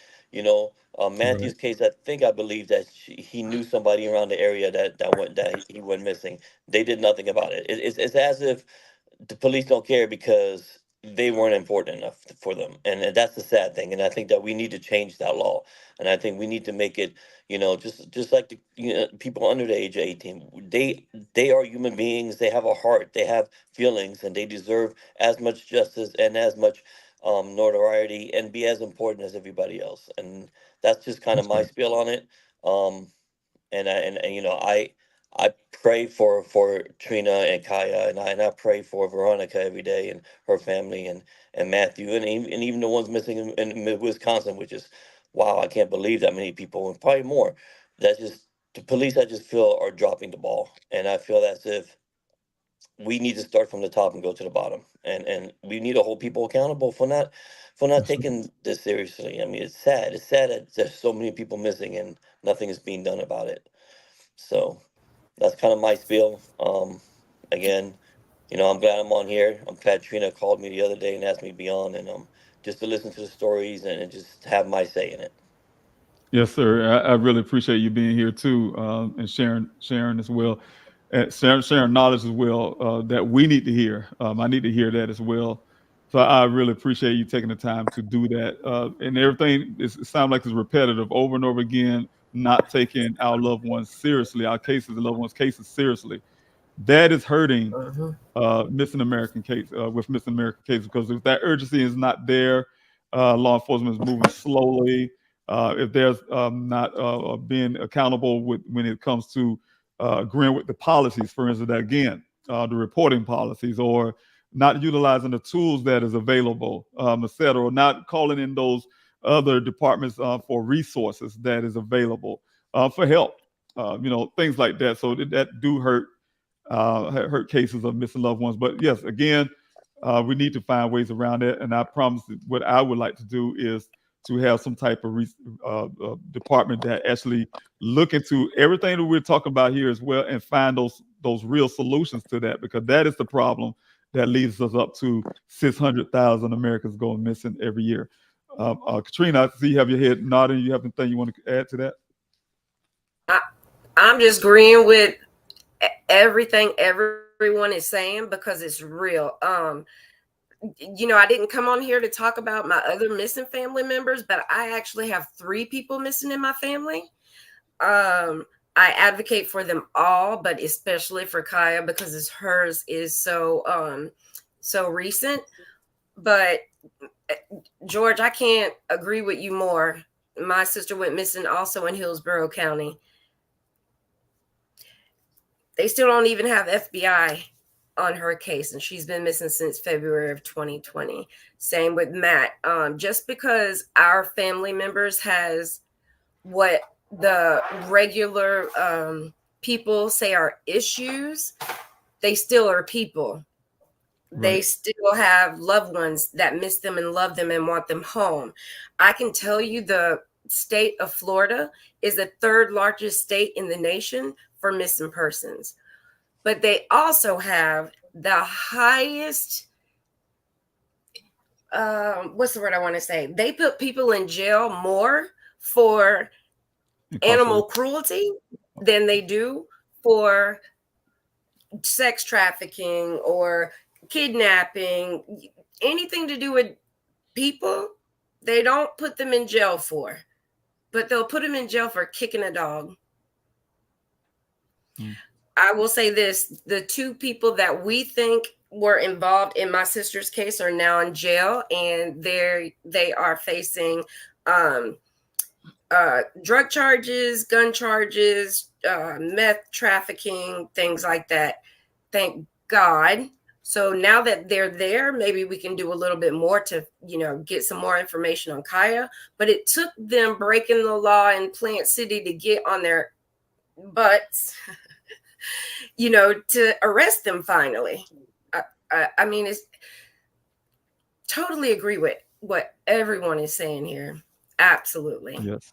Yes. And thank you, everyone. I really appreciate it, Katrina, as well. But I want to lastly, I want to end it here, and I want everyone to take a time out to tell the audience how we can help. In other words, what number of information that you have where they can reach out if they find your missing loved one. If you have a website that they can go to, things like that. You can take the time out, Katrina, if you want to start first, and we kind of move down the screen. I really appreciate it. Everybody can share.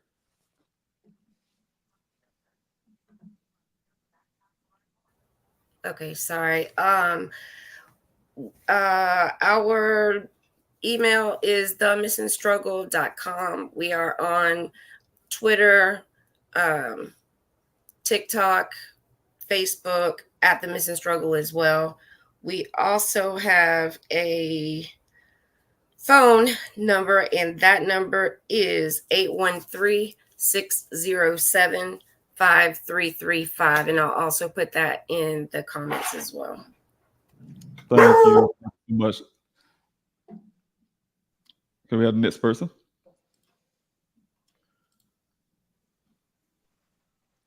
Hi, I'm Rachel Carroll. The Tamaqua Police Department are in charge of Jesse Farber's case. Their phone number is 570-668-5000. My personal number is 570-789-3007. I also have pages for Jesse on every platform under Finding Jesse Farber, and you could also contact me on there. And thank you for having me, everyone. I thank you for being here. God bless you for being here and trusting me with your story. Thank you so much. I really appreciate you.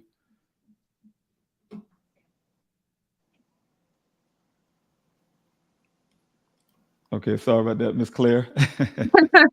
I have a Facebook page for my brother. It's called Bring Alex Kruk Home. We have a Gmail. It's findalexkruk@gmail.com. If you have any tips or information, you can contact the Milwaukee Police Sensitive Crimes Unit at 414-935-7305, I believe.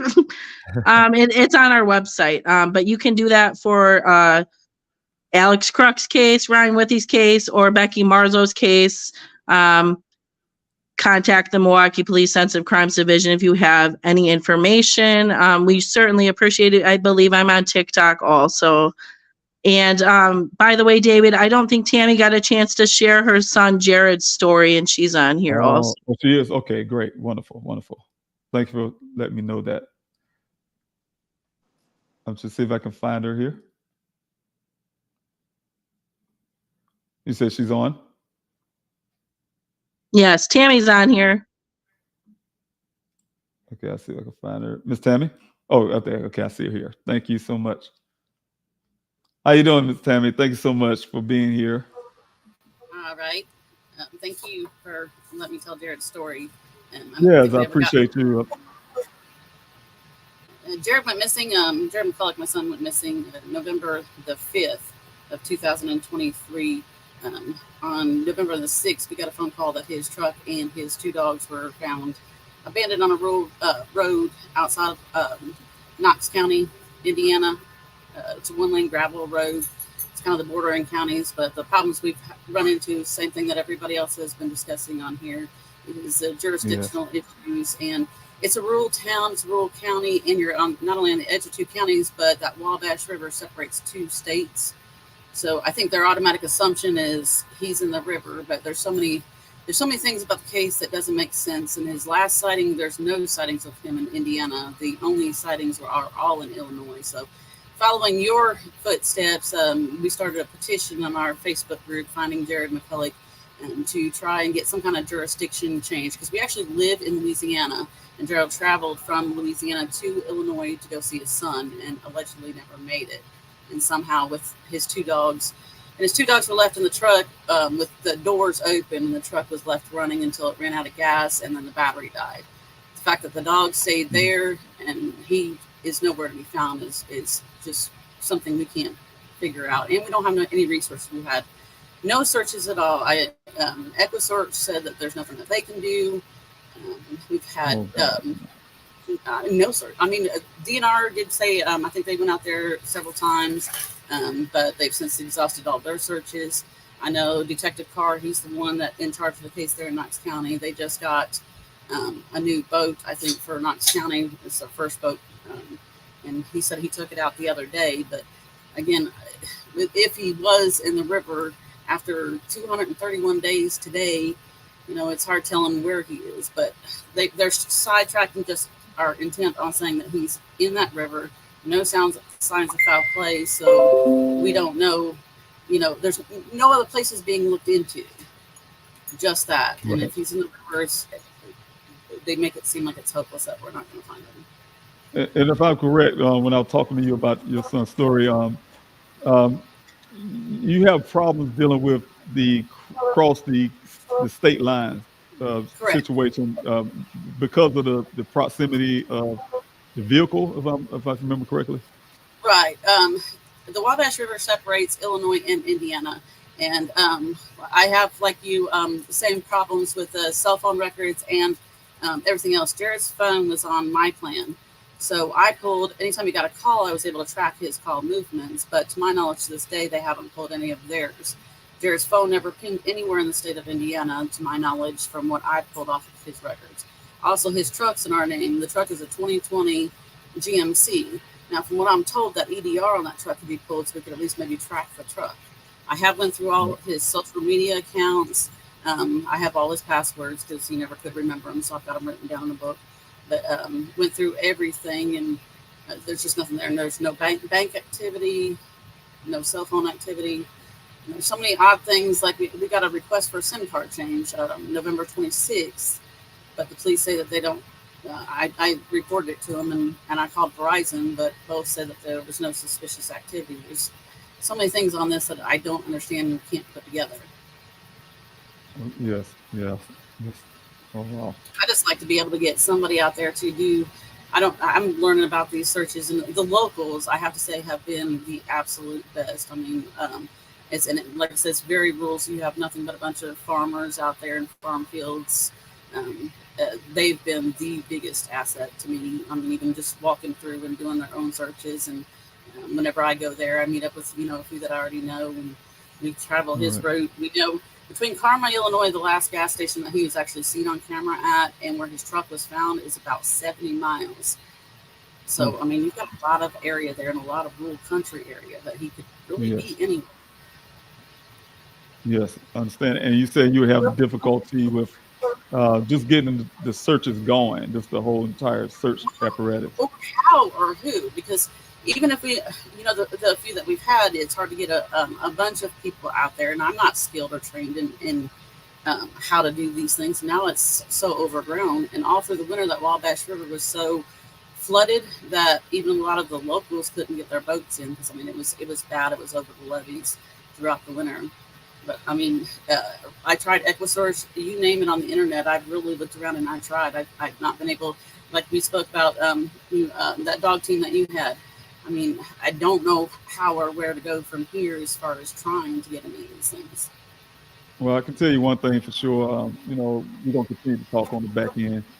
I really appreciate you reaching out to me. But we'll talk on the back end and try to find you some resources that's out there. They're out there somewhere. We're going to figure it out to get the proper search that he deserves. And also try to make sure we're doing everything we can to push. We have a whole family here. I just recently started talking to Miss Claire there, and we was talking the other night. I was going to be going down in another week or two, and She said, well, it's only 5 hours. I'll meet you there if you want me to. Because I was afraid of snakes. There's a lot of snakes and everything thrown up out there. She said she tromped through them. Yeah. Yes, thank you, Mr. Crook. Yeah, that's really nice. Really nice. And thank you so much again for sharing your story. I truly appreciate you. And like I said, on the back end, we definitely going to still continue our work. And also, Ms. Crook, I've worked with you as well. Now that you're here, I know everybody here. I hope we can keep in contact with each other and keep this thing going as well. So definitely want to be able to help each other. And also, I have who else? Did I miss anyone to give us information on how we can help find your loved one?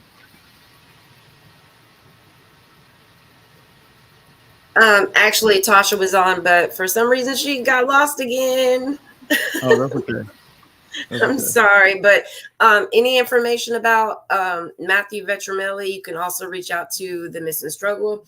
It can be through the Missing Struggle at gmail.com, the Missing Struggle at everywhere.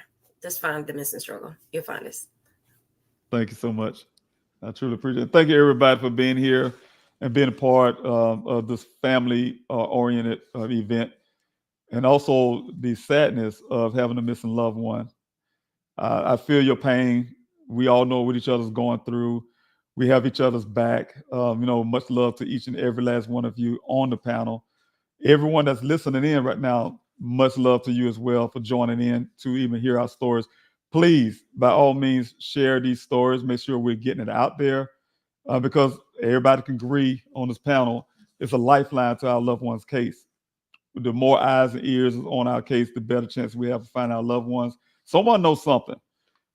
Our family members just didn't vanish. Different circumstances, of course, we hear in this panel, but someone knows something to give us the answers and the closures that we're looking for. So thank you, everybody, for being here. God bless you, and we'll talk on the back end. Thank you so much. Take care. Thank you.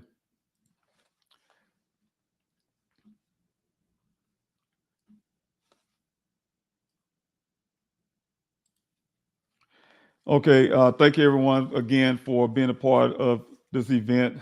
Dave Robinson for Congress is what I'm running for to make some of these changes that we were talking about. On this back end here, I want to talk about that a little bit before I end it here. My work and my advocacy to help find missing loved ones, as long as with the families that was here, their work and their advocacy is of the greatest importance. This is something that we all feel pain, our suffering, things that we're trying to do to try to find our loved ones, and not just find our loved ones, but try to help others find their loved ones. It's something that we're crying out to this whole entire country that is happening. We have a crisis, and I want to make sure we address it that way. It's a Missing American Crisis. We're not going to just let it just fade off into the wind. It's something that we have to address. We have to find those solutions. I'm stepping up to the plate. I have a missing son of my own. I am not a career politician. I'm a constituent, a person who lives in this country, who has a family member that went missing, like I said, and the importance of having these things taken care of. And so I'm stepping to the fire. I'm stepping up to do something, and I need your help. If anybody that's listening right now want to help my campaign, they can visit davidrobinsonforcongress.com. That's davidrobinsonforcongress.com, where you can join the campaign, where you can donate to the campaign to have a election that's coming up in November. I need to be competitive. I definitely need your help. God bless you, and thank you so much for joining in. Take care of yourself and hold your loved ones tight. That's one thing I always like to say before I end any of these events or anything I do. No matter what happens between a family member, you may have disagreements. That's normal. That's called family dynamics. But one thing you should do, in my opinion, is to tell your loved one that you love them. Don't let them forget that. Say, hey, look, I love you. We cannot talk at this moment, but I love you. And let that person, because there comes a time where you may be listening to old voicemails, you may listen to old videos, and you never get the opportunity to say it again. So I don't want that to happen to any one of you. That's something in my family I have to do, we have to deal with. And definitely, like I said, doesn't want to happen to you. So always remember that. Thank you. God bless you. My name is David Robinson. I'm a proud son of Columbia, South Carolina. I was raised on the southern values of faith, family, and treating others as you would like to be treated. I believe in the power of a handshake and the strength of one's word. As a single parent, I faced the challenges of making ends meet firsthand. When I heard the call to serve, I knew I had to act. I served my country where I learned that we are all in this together, regardless of race, color, or politics, whether it was in Afghanistan or Arizona. I saw the power of cooperation. Now, I'm ready to bring that same spirit to Washington. Our nation's future depends on our ability to work together and focus on the bread and butter issues that matter most to everyday Americans, not sowing seeds of division. This November, when you cast your ballots, remember, it's about more than just politics. It's about sending someone who would truly represent all South Carolinians. I am David Robinson, and I approve this message.